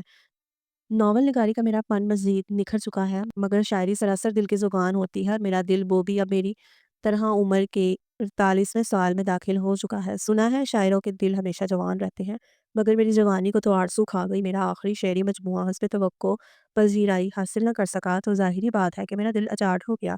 شاعری کی جانب رجحان بھی کم رہا، کچھ سالوں سے جو کچھ بھی لکھا ہے فی الحال شائع کرانے کی ہمت نہیں کی۔ بطور شاعر میری ساکھ کو نقصان نہ پہنچے۔ میرے ابتدائی شعری مجموعے اب تک نوجوان لڑکے لڑکیاں شوق و ذوق سے خریدتے ہیں اور محبت کی یادگار کے طور پر ایک دوسرے کو تحفے میں بھی دیتے ہیں۔ مشاعروں میں شرکت بھی اب کم کم ہی ہوتی ہے، خصوصاً بیرون ملک ہونے والے مشاعروں میں مجھے اب مدعو نہیں کیا جاتا، اس لیے مذکورہ کتاب جس کی تقریب رونمائی کے لیے مجھے عزت بخشی جا رہی تھی، اس کی مشاعرہ میرے لیے قطعی اجنبی ہونی چاہیے، کیونکہ ان محترمہ کا تعلق اوسلو ناروے سے تھا اور وہیں ہونے والے اردو مشاعروں میں وہ شرکت کیا کرتی تھی۔ لیکن مشاعرہ کا نام پڑھتے ہی چونک گیا، غزالہ درخشاں کسل۔ یہ नाम मेरे लिए कतई अजनबी ना था। मैंने किताब की पुष्ट पे देखा, या तो गज़ाला ने कोई मंत्र फूँक के अपनी उम्र सन 87 पे रोक रखी थी, या फिर मेरी तरह वो भी किताबों पे अपनी 18 साल पुरानी तस्वीरें छपवाने की शौकीन थी। मैंने बेताबी से औराक पलटे, वही अंदाज़, वही फ़िक्र, वही अल्हड़पन, वही खट्टे-मीठे जज़्बात। मैं हैरत-ज़दा हो गया। बेशतर ग़ज़लें वो थी जो मैंने इसके हुस्न के कसीदे या इश्क की तड़प में बेकरार होके लिखी थी, और इसने मेरा हाथ थाम के अपनी ग़ज़ाली नशीली आँखें मेरी डुबडुबाई आँखों में गाड़ के अपनी बेहद शरीं व मख़मूर आवाज़ में ये फ़रमाइश की थी, "पलक, आपको कसम है मेरी मोहब्बत की, इन अशार को ज़माने की हवा मत लगने देना, वरना मेरा इश्क बदनाम हो जाएगा। ये ग़ज़लें सिर्फ़ मेरे दिल पे कंधा होने के लिए हैं, इन पे सिर्फ़ मेरा हक़ है।" इसकी ऐसी बातें ही तो मुझसे रोमान परस्त शायर को लूट जाती थी। मैंने वादा कर लिया था इन गज़लों को इसके नाम मंसूब करके इसी को तोहफ़े में दे दी थी, और इसने इसने इन गज़लों को मामूली से रद्द-ओ-बदल के साथ अपने नाम से शाया कर लिया था। ये तब्दीली भी बस वहाँ की गई थी, जहाँ से पढ़ने वाले को शायरा के बजाय किसी शायर का गुमान गुज़रता। मुझे हल्का-सा गिला हुआ, मगर अगले ही लम्हे इंतसाब पढ़ते हुए ये गिला भी दूर हो गया। इसने लिखा था, इसके नाम जिसने मुझे गज़ल कहने का हुनर सिखाया, जिसने मेरे फ़न को निखार दिया। ज़ाहिर है ये अज़ीम हस्ती सिवाय मेरे और कौन हो सकती थी। मैं इसकी इस हरकत को भी हुस्न की अदा जान के दरगुज़र कर गया। मैंने इस महफ़िल में जाने का अंदिया ज़ाहिर करके अपने असिस्टेंट को बता दिया। अजी सुनते हो? अपने बचे-खुचे बालों में इंतहाई एहतियात से कंघा चलाते हुए मेरा हाथ काँप के रह गया। अपने कमरे की तन्हाई में मैं अपने ही ख़्यालों में मगन रहता था। यहाँ मेरी अलग दुनिया बसा करती। ऊपर के पोर्शन में बेडरूम बनाने का फ़ैसला भी दरहकीकत एक गहरी साज़िश थी। आरज़ू को हमसायों से काबिल-ए-रिश्क ताल्लुकात बनाने का मराक था। किचन से भी उसकी गहरी यारी थी। ये याराने ऊपर वाले पोर्शन में बैठ के नहीं निभाए जा सकते थे, सो वो दिन का बेशतर हिस्सा नीचे गुज़ारा करती। हाँ, कभी-कभी अचानक दावा ज़रूर बोल दिया करती, जैसे कि इस वक़्त इसने किया। मैं निकसुक से तैयार, खुशबुओं में नहाया, गुनगुनाते हुए अपनी तैयारी को फ़ाइनल टच दे रहा था, जब इसने सोहरे इसराब की लैन मेरे कानों में फूँका, "अजी सुनते हो?" मेरा हाथ काँपा और कंघे का एक सिरा मेरी आँख में ज़ोर से लग गया। मैंने अपनी सारी झुँझलाहट इसी पर निकाल दी। "तुम्हें सारी उम्र तमीज़ नहीं आएगी। इतनी बार कहा है कि यूँ छापा मारने के अंदाज़ में कमरे में दाख़िल मत हुआ करो। आने से पहले दस्तक दिया करो।" "क्यों जी, आप क्या कपड़े बदल रहे थे जो मैं दरवाज़ा बजा के आती? वैसे भी दरवाज़े तो मेहमान बजाया करते हैं। मैं क्या अपने ही कमरे में मेहमान हूँ?" इसने मेरी आँख पे अपने दुपट्टे का गोला सा बना के रखते हुए दरवाज़ा खटखटाने वाली हदायत पे एतराज़ पेश किया। मैं पहले ही आँखें दर्द से बेहाल था। इस नई इफ़्तिदात पे बौखला गया। लॉन के दुपट्टे से गरम मसालों और लहसुन की बदबू के भभूक के उठ रहे थे। "बेगम, ये मेरी आँख है, बढ़ियानी का देश का नहीं, जिसे तुम दम दे रही हो।" इसने मेरी आँख पे रखे दुपट्टे के गोले पे मुँह लगाकर ज़ोर-ज़ोर से फूँके मारना शुरू की, तो मैं कहे बगैर न रह सका। "अभी आराम आ जाता है, ज़रा अपना शोख़ापन कंट्रोल में रखो जी कुछ देर।" मेरी हिस्से मज़ाक को वो हमेशा शोख़ापन करार देती थी, अगरचे इस वक़्त मैंने हरगिज़ कोई लतीफ़ मज़ाक नहीं फ़रमाया, बल्कि आँख के पपोटे को जिस तरह ज़ोर से बंद करके वो दुपट्टे की मदद से गरम-गरम भाप मसालों की खुशबू में लपेट कर मुझ तक पहुँचा रही थी। मुझे खुद पे बिरयानी की देग का ही गुमान हो रहा था। "ये देखो जी, आ गया आराम।" इसने मेरा चेहरा थोड़ी सी थाम कर आईने के सामने इस अंदाज़ में किया, जैसे कोई माहिर ब्यूटिशियन किसी गई-गुज़री सूरत को अपने हुनर की बदौलत अप्सरा का रूप देने के बाद फ़ुख़रिया अंदाज़ में आईने के रूबरू करके दाद तलब होती है। मेरी दाएँ आँख में अभी तक हल्की सुर्ख़ी बाकी थी। अलबत्ता दर्द को आराम आ गया था। मैंने अपना चश्मा दुरुस्त किया। "लो, ये तो भूल ही गई कि बात क्या करने आई थी?" इसने वो हरकत की जो करने की मेरी हमेशा ख़सरत ही रही, यानी कि एक ज़ोरदार हाथ अपने ही सर पे रसीद दिया। शुक्र है अल्लाह का, मैं ज़ेरे लब बड़बड़ा के अपना मोबाइल और वॉलेट वगैरह कोट की जेब में डालने लगा। आज अरसे बाद मैंने टू पीस पहना था, और वो भी ड्राई क्लीन करवा के, वरना शलवार कमीज़ पहन-पहन के मेरा सिरापा हाथ से निकला जा रहा था। पैंट में ये आसानी है कि तोंद कंट्रोल में रहती है, ज़रा बेल्ट बाँधने में वक़्त हुई या पतलून टाइट महसूस हो तो इंसान खुद ब खुद अपने खाने-पीने पे कंट्रोल कर लेता है, या वज़न को दोबारा पहले वाली इस हालत में लाने के लिए जॉगिंग वगैरह शुरू कर देता है। जबकि घेरदार शलवार कमीज़ में ये वार्निंग वाली सहूलत मौजूद नहीं। वो गज़ लंबा ज़ारबंद हर साइज़ की तौंद के मुताबिक एडजस्ट हो जाता है। आज सालों बाद इसे पहनने के बाद मुझे अंदाज़ा हुआ कि मेरा वज़न भी ख़ासा बढ़ गया है। एक नौज़ायदा सी तौंद झाँक कर रह गई थी। मैंने कोट के निचले सभी बटन बंद करके इस तौंद की पर्दापोशी की। बाल भी इस तरीके से बनाकर स्प्रे किया कि मेरा वसी होता माथा ढक गया। ऐनक उतारने का रिस्क नहीं ले सकता था, ज़ाहिर है वहाँ तकरीर भी करना थी। वैसे भी सिल्वर फ्रेम वाला ये चश्मा मुझे सोबर और हकीकी दानिश्वर ज़ाहिर करता था। खूब रगड़ के शेव तो मैं कर चुका था, और कल एक महंगे हेयर सैलून से बाल भी इस अंदाज़ में डाई करवा चुका था कि पहली बार मैं ये महसूस ही ना होने देता था कि इन बालों की सफ़ेदी ढकने के लिए ऊपर रंग साज़ी की गई है। "हाँ, हाँ, ये आपके बालों के साथ क्या हो गया जी?" नज़र पड़ते ही इसने ताज्जुब से हाथ मलना शुरू कर दिए। "क्या हुआ है? कुछ भी तो नहीं?" मैं पहलू बचा के निकलने की कोशिश करने लगा, मगर वो दरवाजे के ऐन दरमियान में डट गई। "लगता है तेल के बजाय फ़िनाइल या बाथरूम धोने वाली ब्लीच लगा ली है। ऐनक के बगैर आपको नज़र भी तो कख नहीं आता। हाय हाय! पहले ही 4 बाल रह गए थे, इनका भी नाश हो गया। देखो ज़रा कैसे नस्वार की रंगत के हो गए हैं।" इसकी आँखों में आंसू तक आ गए। तुमने निस्वार कभी देखी भी है? मैं भुना गया। देख तो रही हूँ आपके सर पे गिरी हुई। अहमक औरत, मैंने बाल डाई किए हैं। मैंने इसे हाथ से पीछे करके रास्ता लेना चाहा। तो मुझे कहना था मेरे पास हर वक्त काली मेहंदी की पुड़ियाँ पड़ी रहती हैं। ये अजीब सा रंग क्यों करा लिया? ना काला, ना चिट्टा, ना लाल, ना ब्राउन। तुम मेरे बालों का तज्जिया करने के बजाय वो करो जो तुम्हें करना चाहिए, यानी कद्दू, टिंडे और बैंगन पे नए-नए तजुर्बात। हाँ, याद आया, मैं यही तो पूछने आई थी कि आज रात क्या पकाऊँ? मसाला भरी भिंडी, बैंगन का भरता या पाए का शोरबा? मेरा आज रात का खाना बाहर है, ये इत्तला देते हुए मैं बेहद मसरूर नज़र आया। मतवक्किल पुरतकल्लुक डिनर के तसव्वुर से नहीं, बल्कि इस ख़्याल से कि आज मैं इसके सवाल का जवाब देने का पाबंद नहीं। तुम्हारा जो जी चाहता है पका लो, चाहे भिंडी का भरता हो या मसाला बड़े पाए या फिर बैंगन का शोरबा।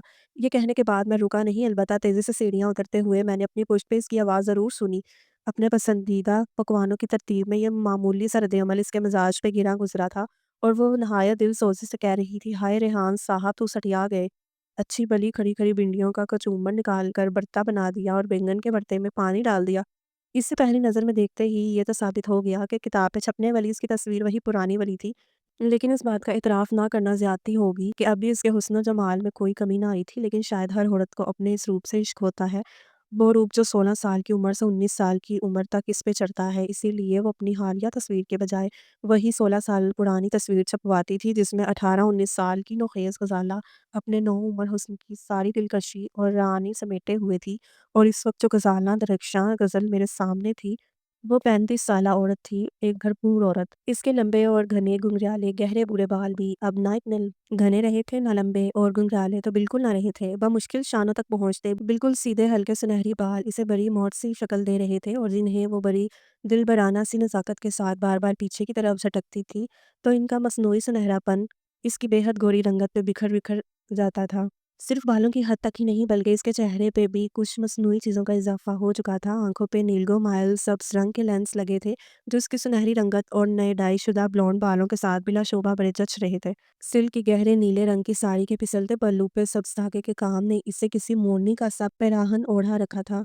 साड़ी इसके मुतनासिब सरापे पे कितनी भली लग रही थी, पहले की निस्बत वो कदरे गद्दार ज़रूर लग रही थी, मगर फ़रबा नहीं। मुझे पहचानने में इसे वक़्त ना लगा, हालाँकि 18 साल पहले के रेहान अली फ़लक और आज के इस उदैर उम्र ख़फ्ती में ज़मीन आसमान का फ़र्क था। मुस्कुराहटें तो ग़ालिबन इस वक़्त भी मेरे होंठों पे मुस्तकिल मुकीम ना थी, लेकिन इसे सामने पाकर कुछ देर की मेहमान ज़रूर हो जाया करती थी। और अब तो वो कुछ अरसे से ऐसे गायब थी, जैसे कोई नाधंधा लाखों करोड़ों का गोपन करके फ़रार हो जाए, उम्र भर हाथ ना आने के लिए रूपोश हो जाए। बाल इस ज़माने में भी पतझड़ का शिकार थे और अब तो मुकम्मल ख़ज़ां का मौसम था। वसीअ और इस माथे पे शिकने जम के विराजमान हो गई थी। ऐनक का नंबर मेरी उम्र के साइज़ की तरह बढ़ गया था। गंदमी रंगत खून जला-जला कर सांवली पड़ गई थी। इसके बावजूद जब वो मुझे पहचान के मेरी तरफ लपकी, तो मैंने 150 मेहमानों के सामने खुद को कई फीट ऊँचा महसूस करते हुए खुद ब खुद अपनी गर्दन अकड़ा ली। ओह! फलक जी, मुझे यकीन था आप ज़रूर आएँगे। इसने अपने दोनों हाथों में मेरा हाथ दबोचते हुए नरमी से दबाकर कहा। इसकी हीरे जुड़ी प्लैटिनियम की 8 दर्जन अंगूठियाँ मेरे हाथ में खूब सी गईं। इसके बावजूद मैंने अपने 48 साला जिस्म में एक लतीफ़ सी सनसनाहट फैलती महसूस की। ग़ज़ाला तुम? आप, मेरा मतलब है, कब? मैं जिसका कलम किसी मुजाहिद की तलवार की तरह चलता ही जाता था, अब लड़खड़ाते लहजे में बेरुब अल्फाज कहने की कोशिश कर रहा था। अचानक मेरे और नज़दीक होके इसने मेरे रहे सहे हवास भी रफू चक्कर कर दिए। इसका नीम अरियाँ शाना मेरे कोट से मिस हो रहा था। मेरा हाथ अब भी इसके बाएं हाथ की गिरफ्त में था। दाएं हाथ से इसने मेरी कोहनी थामी और अपनी दिल परे मुस्कुराहट को दाएं बाएं तरफ में कुछ और शिद्दत से फैलाया। मैंने हौनकपन से मुंह खोल के इसकी इस फिल्मी पोज को देखा और इसकी मुस्कुराती निगाहों के ताक़ुब में सामने नज़र उठाई तो 2-3 प्रेस फोटोग्राफर्स हमें कैमरे की ज़द में लेने को तैयार खड़े थे। इससे पहले कि मैं अपनी अड़ी हुई हवाइयों को ठिकाने पे लाता, हमारा ये पोज़ कैमरे की आँख में महफूज़ हो चुका था और इसके साथ ही वो बड़ी नज़ाकत के साथ मुझसे ज़रा सी दूर हटी। अलबत्ता मेरा हाथ अभी इसके हाथ में था, वो मुझे तकरीबन खींचती हुई आगे ले गई। आइए फ़लक, मैं आपका तारुफ़ अपने मेहमानों से करवाऊँ। आप तो ख़ैर किसी तारुफ़ या तारीफ़ के मोहताज नहीं कि आप अपना तारुफ़ हवा बहार की है। इसने कमान से अब्रो कमाल दिलरुबाई से उचकाए। लेकिन आपसे अपने अज़ीज़ों का तारुफ़ ज़रूर करवाऊँगी कि ये इनकी भी खुशनसीबी होगी। बहुत से लोग तो इस महफ़िल में सिर्फ़ आपसे मिलने के इश्तियाक में चले आए हैं। मेरी पहले से उचक-उचक के निकलती गर्दन मज़ीद बाहर निकल आई। मुझे खुद पे किसी ज़िराफ़े का गुमान हो रहा था, जो बूनों की बस्ती में आ निकला हो। मुझे डाइस बुलाया गया तो मैं इससे कहीं ज़्यादा बोल गया। ग़ज़ाला की मुदह-सराई में जो कुछ मैं घर से लिख कर लाया था, वो सामने बैठी अपनी मुद्र मुस्कुराहट के साथ मुझे मज़ीद बोलने पे उकसाती रही। ग़ज़ाला ग़ज़ल दरख्शां, जिसका नाम ही ग़ज़लों का रिदम और नगमगी समेटे हुए है। इसका फ़न शायरी की हब्सज़दा फ़िज़ा में एक खुशगवार हवा का झोंका है। بہار کی جانب کھلنے والا دریچہ ہے، اس کی شاعری میں رنگ ہے، خوشبو ہے، راتوں کی گمبھیر خاموشی ہے، شاموں کے سرمئی سائے ہیں، صبحوں کے اجالے ہیں، ستاروں کی جگمگاہٹ ہے، چاند کی نرماہٹ اور سورج کی گرماہٹ ہے، پھولوں کی سی لطافت اور جھرنوں کی روانی ہے۔ میری اس پرجوش تقریر کے جواب میں وہ شرمائی شرمائی ستاریاں بجاتی ارد گرد بیٹھے لوگوں کے توصیفی کلمات کو سر ہلا ہلا کے قبول کرتی رہی۔ میرے بعد اس کی باری تھی۔ ریحان علی فلک ہمارے ملک کے گراں قدر ادیب، ہمارے بے حد قابل احترام صحافی اور بے حد خوبصورت لب و لہجے کے شاعر، میری بے حد خوش نصیبی ہے کہ وہ مجھے 80 نو آموز شاعرہ کے بلانے پہ نہ صرف اس محفل کی رونق بڑھانے آئے بلکہ ایک ابھرتی ہوئی شاعرہ کی حوصلہ افزائی بھی کی۔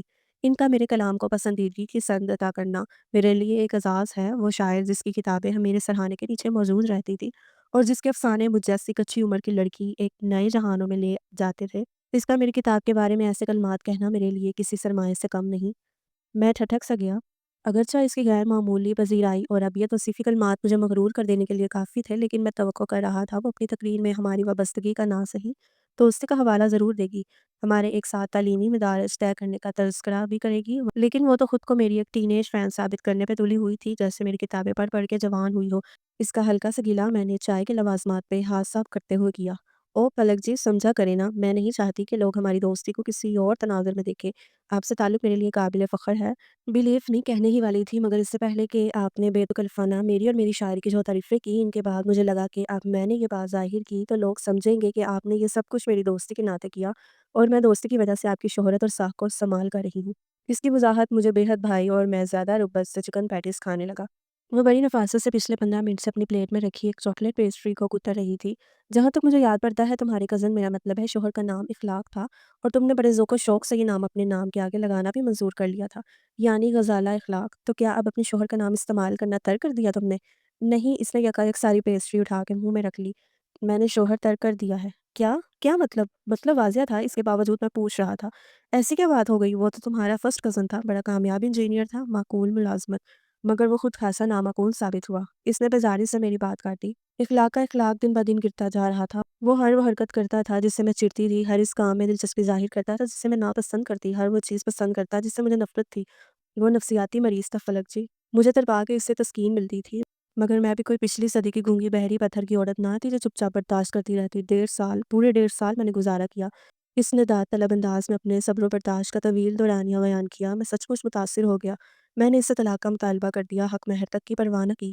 الٹا وکیلوں پہ میری کتنی ہی رقم خرچ ہوئی، اتنا خرچہ تو میرے ماں باپ نے میری رخصتی پہ نہ کیا ہوگا جتنا خرچہ اسے چھٹکارا حاصل کرنے میں لگ گیا۔ خیر، مجھے خرچے کی پرواہ نہیں اور نہ ہی اس کی مجھے کمی تھی، سارے اخراجات تو تم زندگی کے اس سفر میں ایک طویل مدت سے تنہا ہو۔ میں نے بےتابی سے اس کی بات کاٹی۔ اس وقت وہ مجھے ایسا کارنر پلاٹ لگ رہی تھی جس کا کوئی دیودار نہ تھا۔ اس سے پہلے کہ میں حق ملکیت کے بارے میں اسٹامپ پیپر تیار کروانے کا سوچتا، وہ کہہ اٹھی، پلک جی، یہ نہ تھی ہماری قسمت۔ اس نے ایک سر تابری زندگی کے سفر میں تنہا ہونا بھی بذات خود ایک بہت بڑی عیاشی ہے جس سے میں ہنوز محروم ہوں۔ یہ سیٹ بوٹلی والا ہی تو تھا جس کے آسرے پہ میں نے اخلاق سے طلاق لینے کا قدم اٹھایا تھا، ورنہ ایک انجان ملک میں ایک اکیلی بے سہارا مظلوم عورت کیسے زندگی گزار سکتی تھی؟ وطن واپس جانے کا تو سوال ہی پیدا نہیں ہوتا تھا۔ اماں ابا میری ایک نہ سنتے، اس اخلاق کے نہ جانے میری خود سری اور منمانی کے کیسے کیسے من گڑت قصے یہاں سنا رکھے تھے۔ ایسے میں سیٹ بوٹلی والا قادم غنیمت تھا۔ وہ ایک انڈین نژاد مسلمان تھا، آگرے کا مشہور ساڑیوں کا بیپاری۔ طلاق کے مقدمے کے بیشتر اخراجات بھی اسی نے اٹھائے۔ مجھے اس سے محبت نہ تھی، مگر جینے کا کوئی سہارا تو ہونا چاہیے تھا۔ سو اس نے شانے اچکائے اور مجھے یوں محسوس ہوا جیسے میں دیکھتے ہی دیکھتے اس پلاٹ پہ کسی نے ناجائز قبضہ جما لیا ہو۔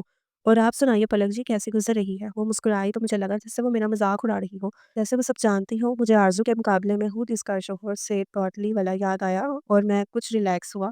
صرف میں ہی نہیں، وہ بھی ایک کوڑے ذوق والے بے ادب شخص کی سنگت میں جیون گزارنے پہ مجبور تھی۔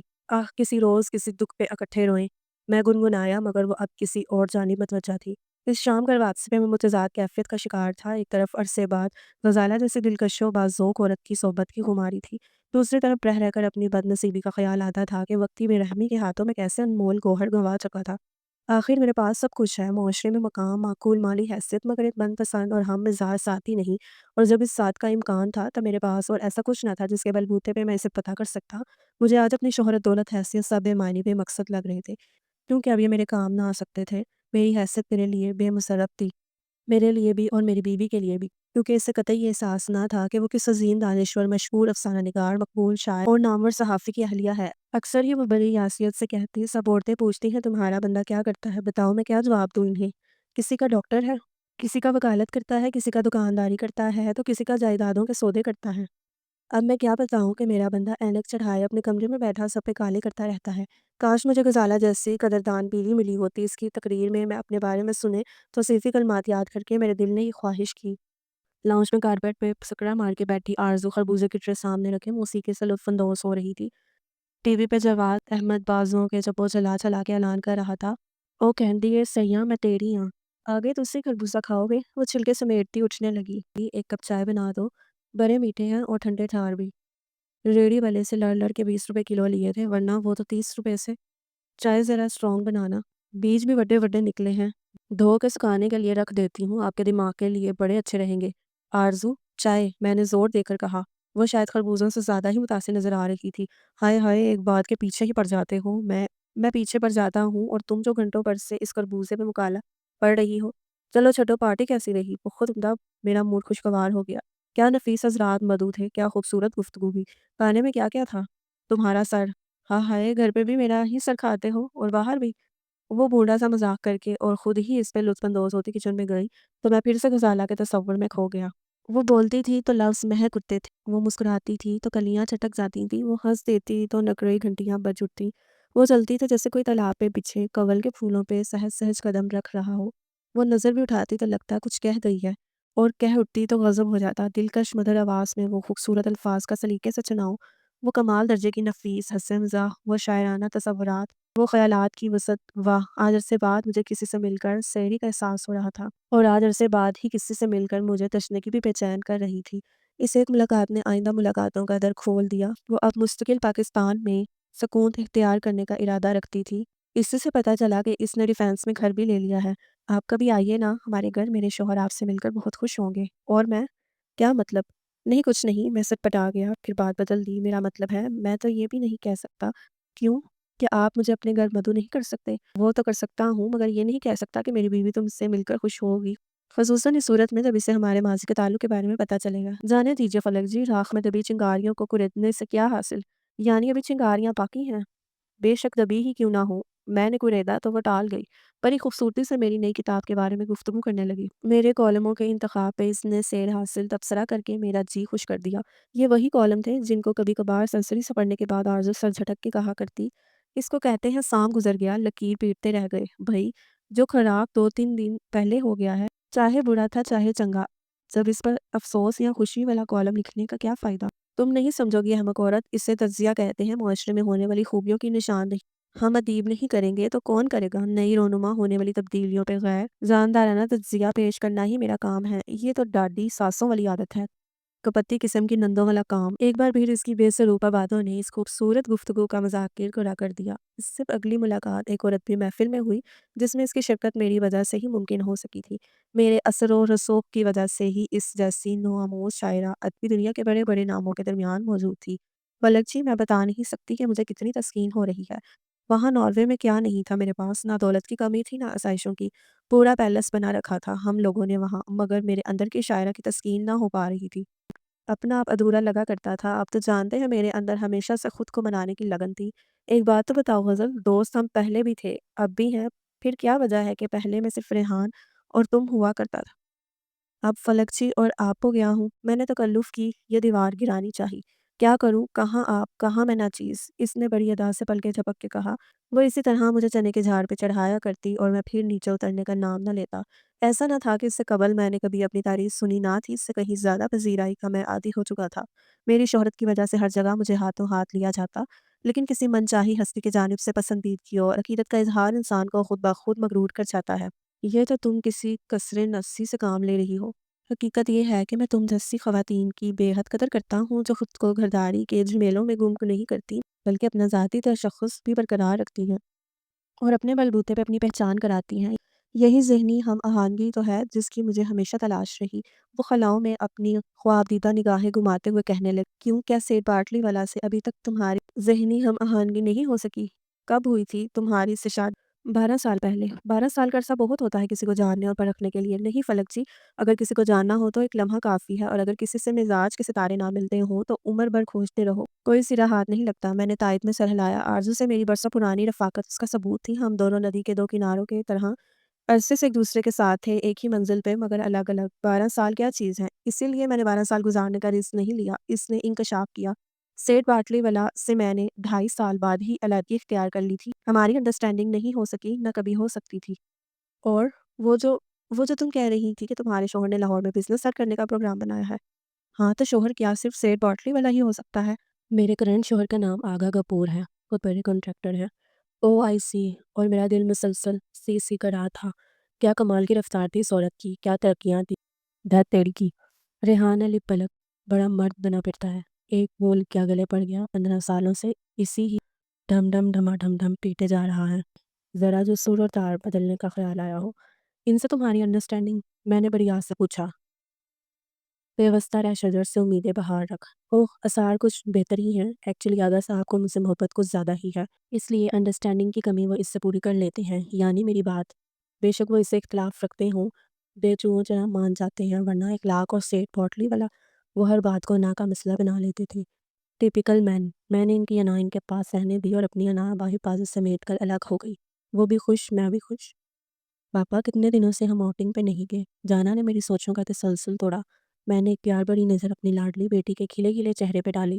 بیٹا جان آپ کے سیمیسٹر ہو رہی ہیں، اس لیے سوچا فری ہو جاؤ پھر پروگرام بناتے ہیں۔ پاپا کیوں نہ ہم مری چلیں؟ میرے بیٹے نے آئیڈیا پیش کیا۔ ہاں یہ ٹھیک ہے، آرزو فوراً متفق ہو گئی۔ پہلے پاجی کے پاس پنڈی چلتے ہیں، ان کی وڈی گڈی میں سارے جی پورے آ جائیں گے۔ کون کون سے جی؟ میں نے الفاظ چبا چبا کر پوچھا۔ آج وہ گہرے جامنی اور زرد پرنٹ کے لون کے سوٹ میں پسینے پسینے مجھے معمول سے زیادہ بری لگ رہی تھی۔ 4 ہمارے جی اور باقی 9 جی پاجی ہونا کے۔ ہم فیملی ٹرپ پہ جا رہی ہیں، اس میں پاجی ہونا کا میرا مطلب ہے ان لوگوں کا کیا کام؟ ان پہ تو ہماری فیملی ہی ہوئے، آپ کے بڑے بھائی ہیں وہ، مری کے پچھوارے رہتے ہیں وہ، ان کے لیے نئی چیز نہ ہوگی، وہ تو جاتے ہی رہتے ہیں۔ میں نے بدنسکی سے کہا۔ بھائیوں سے میری وابستگی ہمیشہ سے واجب سی تھی، اور میرے بڑے بھائی نے جب سے پنڈی میں رہائش اختیار کی تھی، ملنا ملانا کم ہونے کی وجہ سے یہ برائے نام وابستگی بھی نہ رہ پائی تھی۔ پچھلے 2-3 سالوں میں ان کے بیوی بچے لاہور آئے تو ایک آدھ روز ہمارے ہاں بھی رکے۔ ان کی بیوی کی آرزو سے خوب بنتی تھی، مگر وہ کسی کام سے اسلام آباد گیا بھی تو پنڈی جا کر بھائی سے ملنے کا تردد نہ کیا۔ ہاں 6 ماہ پہلے جب انہیں فالج کا اٹیک ہوا تو میں ضرور عیادت کے لیے گیا تھا، لیکن اس کے بعد فون کر کے بھی خیریت دریافت کرنے کی توفیق نہ ہوئی۔ ویسے اس کی خاص ضرورت بھی نہ تھی، سارے خاندان کی رپورٹیں پہنچانے کے لیے میری نسبت بہتر کافی تھی۔ دنیا جہاں کے مرد گھر آنے کے بعد ٹی وی آن کرتے ہیں، B B C C N N اور پرائیویٹ چینلز کے ذریعے حالات حاضرات سے آگاہی حاصل کرتے ہیں، لیکن میں بدنصیب، میری قسمت میں آرزو تھی جسے میں آن نہ بھی کرتا تو وہ مجھے دیکھتے ہی خود بخود آن بلکہ چالو ہو جاتی، اور سارے خاندان دور پڑے کے واقف کاروں، محلے داروں سے لے کر کام والی ماسی تک کے حالات زندگی کے تازہ ترین سانحوں اور تبدیلیوں سے مجھے باخبر کرتی، بس نہ کہتی تھی تو اپنی نہ کہتی تھی، میری نہ سنتی تھی۔ کبھی تو کسی دوسرے کے بارے میں بھی سوچ لیا کریں، اس نے ہاتھ نچایا۔ باجی جب سے بیمار ہوئے ہیں ان کا سارا ٹبر کتنا پریشان رہتا ہے، ایک تو ویسے ہی وہ دوسرے شہر رہتے ہیں، ساری برادری سے کٹ کر ان کا کاروبار تو ان کے بڑے لڑکے ساجد نے سنبھال لیا ہے، حالانکہ وہ بیچارہ تو خود ابھی منڈا کنڈا ہے، ابھی اس کے یہ سب کرنے کے دن نہ تھے۔ باقی بچے پڑھنے لکھنے والے، باپ کی بیماری سے سہم سے رہ گئے۔ ایک تو ہمارے جانے سے ویسے ہی انہیں اچھا لگے گا، اور اگر ہم مل کے سیر کرنے جائیں گے تو ان کا جی اور بھی بہل جائے گا، باجی بھی خوش ہوں گے، اور تم اور بڑی بھابھی تو ہاتھوں میں ہاتھ ڈال کے کیکلی ڈالو گی، اللہ ملائی جوڑی۔ ہائے اب میری عمر کیکلی ڈالنے کی ہے، مجھے شوق نہیں کڑی بن بن کے دکھانے کا، ماشاءاللہ جوان بچوں کی ماں ہوں، پتر میرے مونڈو برابر آ گیا ہے۔ میں ان شوخیوں میں سے نہیں جو چٹا جاٹا تنے عقل دا گاٹا پہ عمل کرتے ہوئے بوڑھی گوری لال لگام بنی پھرتی ہیں۔ اوہو ماما، آپ دونوں کس بحث میں لگ گئے؟ میرے بیٹے نے اکتا کر کہا۔ البتہ بیٹی کسی گہری سوچ پہ گم تھی۔ پاپا آئی تھنک کہ ماما ٹھیک کہہ رہی ہیں، ہم مری بے شک نہیں جاتے، لیکن بڑے پاپا کے ہاں ضرور جانا چاہیے۔ میں نے غور سے اسے دیکھا، اس سمے وہ مجھے بہت بڑی بڑی بہت سمجھدار سی لگی۔ شاید آرزو ٹھیک کہتی ہے، ہمارے بچے بڑے ہو گئے ہیں، میں نے سوچا، اور اس کے ساتھ ہی مجھے اپنی گزشتہ دنوں کی سرگرمیوں پہ قدرے شرمندگی سی محسوس ہوئی، جس کے ذریعے میں غزالہ درخشاں غزل سے تعلقات استوار کرنے کی بھرپور کوشش کر رہا تھا، کبھی ڈنر پہ انوائٹ کر کے، کبھی بکس فیئر پہ چلنے کی دعوت دے کر، تو کبھی کسی کافی ہاؤس میں بلا کر۔ اس سے خوبصورت گفتگو کے درمیان میں نے ہمیشہ خود کو 25 سالہ نوجوان محسوس کیا۔ ان بظاہر بے زر سی دوستانہ ملاقاتوں کو خواہ رونمائی رنگ دے کر خود ہی اپنی تسکین کرتا رہا۔ ہماری بیٹی کہتی ہے تو ضرور چلیں گے، ایسا کہتے ہوئے میری اچھٹتی ہوئی نظر آرزو پہ گئی تو مجھے اس کا چہرہ بجھتا ہوا محسوس ہوا، لیکن میں نے اسے وہم سمجھ کے جھٹلا دیا۔ وہ بلا اتنی حساس کب سے ہونے لگی؟ اس کا موڈ اس بات کی تو ہرگز خراب نہیں ہو سکتا کہ میں اسے اہمیت نہ دوں۔ اسے ان باتوں کی پرواہ ہی کب ہے؟ ہاں، چاول اچھے نہیں نکلے، دم دینے کے باوجود نرم پڑ گئے، خربوزہ پھیکا نکلا، کالا زیرہ مزید مہنگا ہو گیا۔ آپا زغرا نے پوتی کا رشتہ طے کرتے ہوئے اس سے مشورہ نہیں کیا؟ نئے ہمسائے بڑے رکھے ہیں وغیرہ وغیرہ، ان مسائل پہ بھی بخوشی حلقان ہو سکتی ہے۔ اجی سنتے ہو؟ گاڑی کا دروازہ کھولتے ہوئے میں نے اس کی آواز سنی۔ وہ سر پہ مہندی کا لیپ کیے چپل گھسیٹتی میرے پیچھے ہی نکل آئی تھی۔ آپ سے کچھ منگانا تھا۔ وہ دوپٹے کا پہلو کھول کے کچھ نکالنے لگی۔ تم چیز بتاؤ، پیسے رہنے دو۔ پہلے کبھی تم سے پیسے مانگ کر چیزیں لاتا ہوں؟ پیسے نہیں جی، یہ لیرے ہیں، ان کے رنگ کے دھاگے لا دیں۔ اس نے چند دجیاں سی پلو سے کھول کے میرے آگے لہرائی، میرا خون کھول کے رہ گیا۔ پکے رنگ کی ہوں، اصلی پڑی کی نلکی لانا۔ اصلی پڑی یا نکلی پڑی، میں یہ خرافات نہیں لا سکتا۔ سبزی گوشت کے بعد اب تم مجھے سوئیاں داغے خریدنے کی طرف لگانا چاہتی ہو۔ عارضی بیگم، تمہارا دماغ خراب ہو چکا ہے۔ میں ریحان علی فلک یہ سب خریدوں گا، یہ درزیوں والا سامان۔ اب ہر بار مجھے اپنا نام کیوں بتاتے ہو؟ اس نے دوبارہ پلو میں بڑی سی گرہ باندھ لی۔ نہیں تے نہ صحیح، میرے کوئی پیر نہیں ٹوٹے ہوئے، نکر کی دکان سے آپ جا کر لا سکتی ہوں۔ یہ تو مہندی تھپی ہوئی ہے، اس لیے آپ سے کہہ دیا۔ کوئی بات نہیں، میں چادر کی بکل مار کے لے آؤں گی۔ ہاں، جانا ضرور ہے، اپنا ضروری کام نہیں؟ یہ دھاگے وغیرہ لانا خبردار جو اس بیکار حلیے میں باہر نکلی۔ میں نے ناپسندیدگی سے اس کے بالوں کو دیکھا، جن پہ تازہ گولی گاڑی گاڑی بدرنگ اور بدبودار مہندی کہیں کہیں سے ٹپک کے کانوں اور ماتھوں تک آ رہی تھی، اور بال ایک بدزہ جوڑے میں لپیٹے تھے۔ کل کا دلہا چہرہ تھکن کی کہانی کہہ رہا تھا۔ کھینچ کر بنائے بالوں کی وجہ سے اس کی چندی چندی آنکھیں بالکل منگولیا نسل کی جنگ جو شہزادیوں جیسی لگ رہی تھی۔ جامن چوس چوس کر کھانے کی وجہ سے ہونٹوں پہ ان کا رنگ چڑھا ہوا تھا۔ کل والے جامنی اور زرسوٹ کی شلوار تو وہی تھی، البتہ قمیص پہ کل رائتا گر جانے کی وجہ سے تبدیل کرنے کی زحمت کر لی گئی تھی، اور سبز رنگ کی اس ڈھیلی قمیص کے اوپر اس نے پرانا سا ایک گھسا ہوا تولیہ شانوں پہ ڈال رکھا تھا تاکہ مہندی قمیص پہ گر کے نشان نہ چھوڑ جائے۔ توبہ! اس نے ماتھے پہ ہاتھ مارا۔ اچھا ٹھہرے، یہ تو لیتے جائیں۔ اب یہ کیا بلا ہے؟ میں نے پلاسٹک کے اس ایئر ٹائٹ جار کو دیکھا۔ یہ فالسے کا اچار ہے۔ وڈی آپا کی نکی نو خیر سے دوجے جی کو ہے، کہہ رہی تھی مامی جی آپ کے ہاتھ کا اچار کھانے کو دل کر رہا ہے، خاص اس لیے بنایا ہے، ضرور دے کر آنا۔ اس نے میری بڑی بہن کا نام لیا۔ ایک تو تمہارا یہ سوشل ورک، نہ چاہتے ہوئے بھی میں نے وہ جار تھام لیا۔ ویسے بھی آج میں پہلی بار غزالہ کے گھر جا رہا تھا، اور اس کے گھر یعنی ڈیفینس جاتے ہوئے راستے میں پردوس مارکیٹ تو آتی ہی تھی جہاں آپا رہتی تھی۔ البتہ یہ کہنا مشکل تھا کہ آپا میری جان بخشنے میں کتنی دیر لگاتی ہیں۔ میں ان کے ہاتھ کم ہی آیا کرتا، اور جب آ جاتا تو پھر اتنی جلدی وہ مجھے اپنے شکنجے سے نکلنے نہیں دیتی تھی۔ بعد میں جاؤں گا تو غزالہ کے ساتھ گزارے حسین لمحات کا سرور وہ بھگ سے اڑا کے رکھ دیں گی۔ بہتر ہے پہلے ہی اپنا خون جلا لوں، بعد میں فاقہ تو ہونا ہی ہے۔ یہ سوچ کر میں وہاں سے جانے سے پہلے ہی آپا کے یہاں پہنچ گیا۔ حسب توقع انہوں نے میرے لطف لینے میں دیر نہ لگائی۔ آؤ آؤ بھائی، اے تابندہ، ذرا گھی تو لانا اصلی والا، میں اپنے پردیسی بھائی کے قدم رکھنے سے پہلے دہلیز میں ڈالوں۔ خیر سے آج چاند دن چڑھے کہاں سے نکل آیا؟ ابھی میں شرمندہ ہونے کی ایکٹنگ کرنے ہی والا تھا کہ وہ بول پن کی ایکٹنگ کے تمام ریکارڈ توڑنے لگی۔ ہائے ہائے، کسی نے تمہیں میرے مرنے کی جھوٹی اطلاع تو نہیں دے دی جو تم بھاگے چلے آئے؟ جاؤ بھائی، اپنے کام دھندے پہ جاؤ، میں تو بلی چنگی زندہ سلامت بیٹھی ہوں، خواہ مخواہ تمہیں چکر پڑا۔ کمال کرتی ہیں آپا، آپ کی شرمندگی واقعی میرے اندر اگت کر آئی۔ یہ اچار آرزو نے بھیجا تھا۔ میں نے جاڑ آگے کیا، آپا کے خفا خفا سے چہرے پہ یکدم ٹھنڈی میٹھی مسکراہٹ سکون سے پھیل گئی۔ میں سوچنے لگا یہ اچار سے ان کا دلی لگاؤ ہے یا آرزو کے نام کا اجاز جواب انہوں نے خود دے دیا۔ دیتی رہے ہماری بجائے، ان کی آواز گلو گیر ہوئی۔ یہ کام تو آرزو ہی کر سکتی تھی، یہ اس کی ہی محبت ہے، کتنا خیال ہے اسے اس بہن کے جذبات کا۔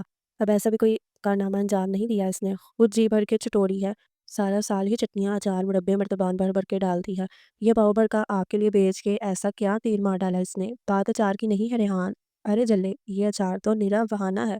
پرسوں ہی فون پہ اسے بات ہوئی، تیرے لیے بڑی اداس تھی میں اور آرزو، وہ تو دلوں میں اترنے کا پن جانتی ہے۔ اچھا ہاں، میں نے حیرت سے ان انکشاف پہ نعرہ بلند کیا۔ اور کیا؟ دیکھ، اس اچار کے بہانے تجھے یہاں بھیج دیا، میرے دل میں ٹھنڈ پڑ گئی۔ تجھے کیا پتا، ماں جائے کا سایہ بھی نظر آئے تو بہنوں کو کتنا سکھ ملتا ہے۔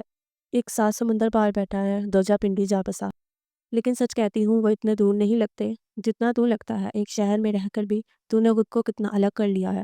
بس آپا، مصروفیت رہنے دے۔ وہ جو دوسرے ملک سے مہینے بعد فون کرتا ہے، 5-7 منٹ کی کال میں اتنا دل ٹھنڈا کر دیتا ہے، اور تو جا رے ریحان، تجھے تو نہ رشتے نبھانے آئے نہ محبت جتانی آئی۔ وہ دوپٹے کے پلو سے آنکھیں پوچھنے لگی۔ ان کی بہو تابندہ میرے لیے شربت لے آئی۔ میرا قطعی موڈ نہ تھا کچھ دیر اور بیٹھ کے یہ شربت پینے کا، بلکہ میرا ارادہ تو کھڑے کھڑے سلام کر کے اچار تھما کے واپس جانے کا تھا، لیکن اس جذباتی اور ڈرامائی صورتحال سے اس طرح غائب ہو جانے کا مطلب تھا اس ڈرامے کی دورانیہ کو مزید طویل کرنا پتہ نہیں تیری کون سی نیکی اللہ کو پسند آ گئی، یا اللہ بخشے اماں جی ابا جی کی دعائیں کام آئی جو تیرے نصیب میں عارضی جیسی کر جوڑنے والی عورت آئی۔ یہ اس کے کرم ہے جو تو خاندان سے جڑا بیٹھا ہے، ورنہ تیرے کرتوت ایسے نہیں تھے جو کوئی تیرے ساتھ تعلقات برقرار رکھ پاتا۔ اوروں کے بھی کام دھندے ہوتے ہیں، لیکن ایک آواز پہ سارے بہن بھائی اکٹھے ہو جاتے ہیں، ایک دوسرے کا دکھ سکھ بانٹتے ہیں، اور تو نہ کسی کی خوشی میں شریک نہ غمی میں شریک۔ تیری کسر بھی آرزو پوری کر دیتی ہے۔ کہیں کوئی بیمار ہو وہ سب سے پہلے پہنچے گی، کسی کا بچہ پاس ہو سب سے پہلے مٹھائی لے کر وہ آئے گی، کسی کے گھر شادی ہو آدھے کام وہ سنبھالے گی۔ تیری تو دنیا بنا دی اس نے۔ ہمیشہ کی طرح آج بھی میں ان کی زبانی آرزو نامہ سن کر اوب گیا۔ سر جھٹکتے ہوئے میں اٹھ کھڑا ہوا۔ اچھا آپا، میرا خیال ہے میرے آنے سے آپ کو مایوسی ہوئی ہے۔ عارضی کو ہی آنا چاہیے تھا، شاید آپ بھی خوش ہوتی۔ چلتا ہوں۔ وہ تعصب بھری نظروں سے مجھے دیکھتی رہی۔ ان کی بہو فوراً کچن سے نکلی۔ ماموں جانے چائے پی کے جائیے گا، پھر کبھی صحیح۔ میں ٹالتا ہوا راہداری کے جانب مڑ گیا۔ پیچھے سے تابندہ کا حیران سا تبصرہ سنائی دیا۔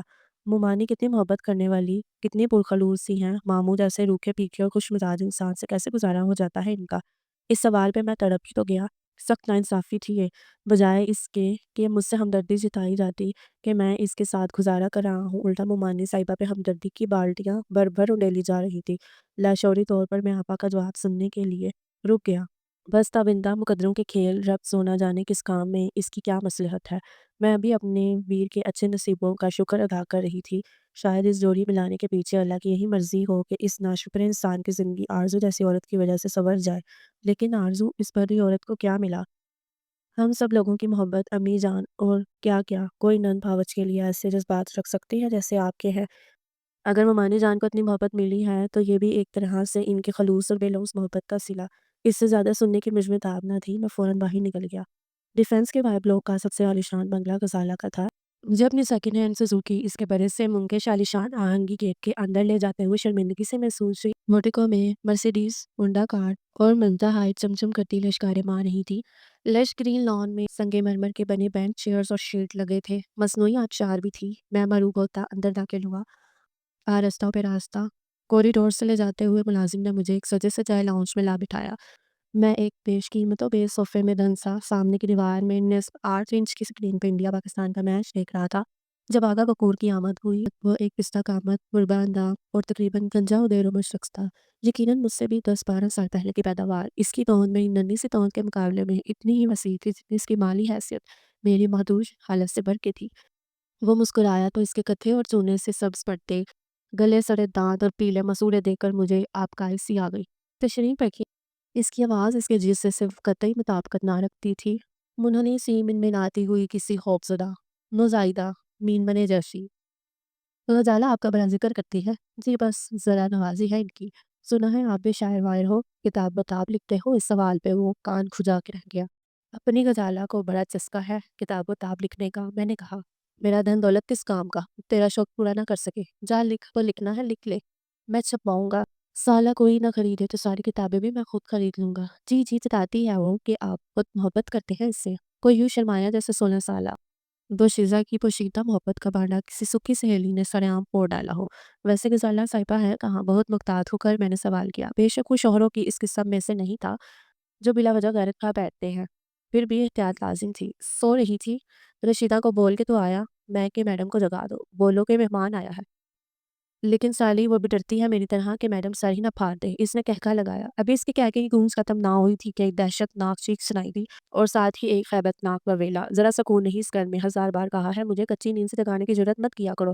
سیڑھیوں سے کچھ لڑکھنے کی آواز آئی، شاید کوئی گلاس مگ وغیرہ تھا۔ بی بی صاحب نے بولا تو ملازمہ کی سہمی ہوئی آواز میں میرے سامنے بیٹھے آغا کپور کی سیاہ رنگت ایک دم مٹیالی پڑ گئی۔ اس کے جامنی ہونٹ زرد ہو گئے۔ لاؤنج کا پردہ ہٹا اور ایک بکھرے بالوں والی غضبناک عورت پنکارتی ہوئی اندر داخل ہوئی۔ کیا تکلیف تھی تمہیں غفور کے بچے؟ کتنی بار کہا ہے چھٹی کا اتنے سکون سے گزار لیا کرو، کہیں باہر چپا ہو جایا کرو، سارا دن میرا خون جلانے گھر میں دندناتے پھرتے ہو۔ وہ مٹھیاں بھینچے اس پر چلا رہی تھی۔ غزالہ غزالہ میری جان، تم بھول گئی؟ تم نے آج فلک صاحب کو گھر بلایا تھا؟ اچھا تو نہیں لگتا مہمان بیٹھا ہے اور میزبان غائب؟ اس نے ڈر کے پاؤں تک سمیٹ کے سپرد کر لیے۔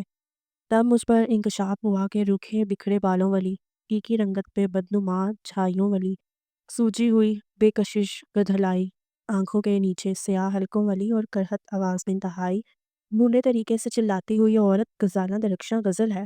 وہ غزالہ جس کی ہر ادا میں غزل کا سا بانگ پن ہے، جس کے لوچدار آواز میں گیتوں کا ترنم، جس کے خوابناک لہجے میں نظم کی سی نزاکت، جس کے ابروؤں کی خنیف سی جنبش بھی ہزار کسانیں کہہ ڈالتی تھی، اس کے وہی ایبرو اس وقت آنکھوں سمیت ماتھے سے بھی اوپر جان لگے تھے۔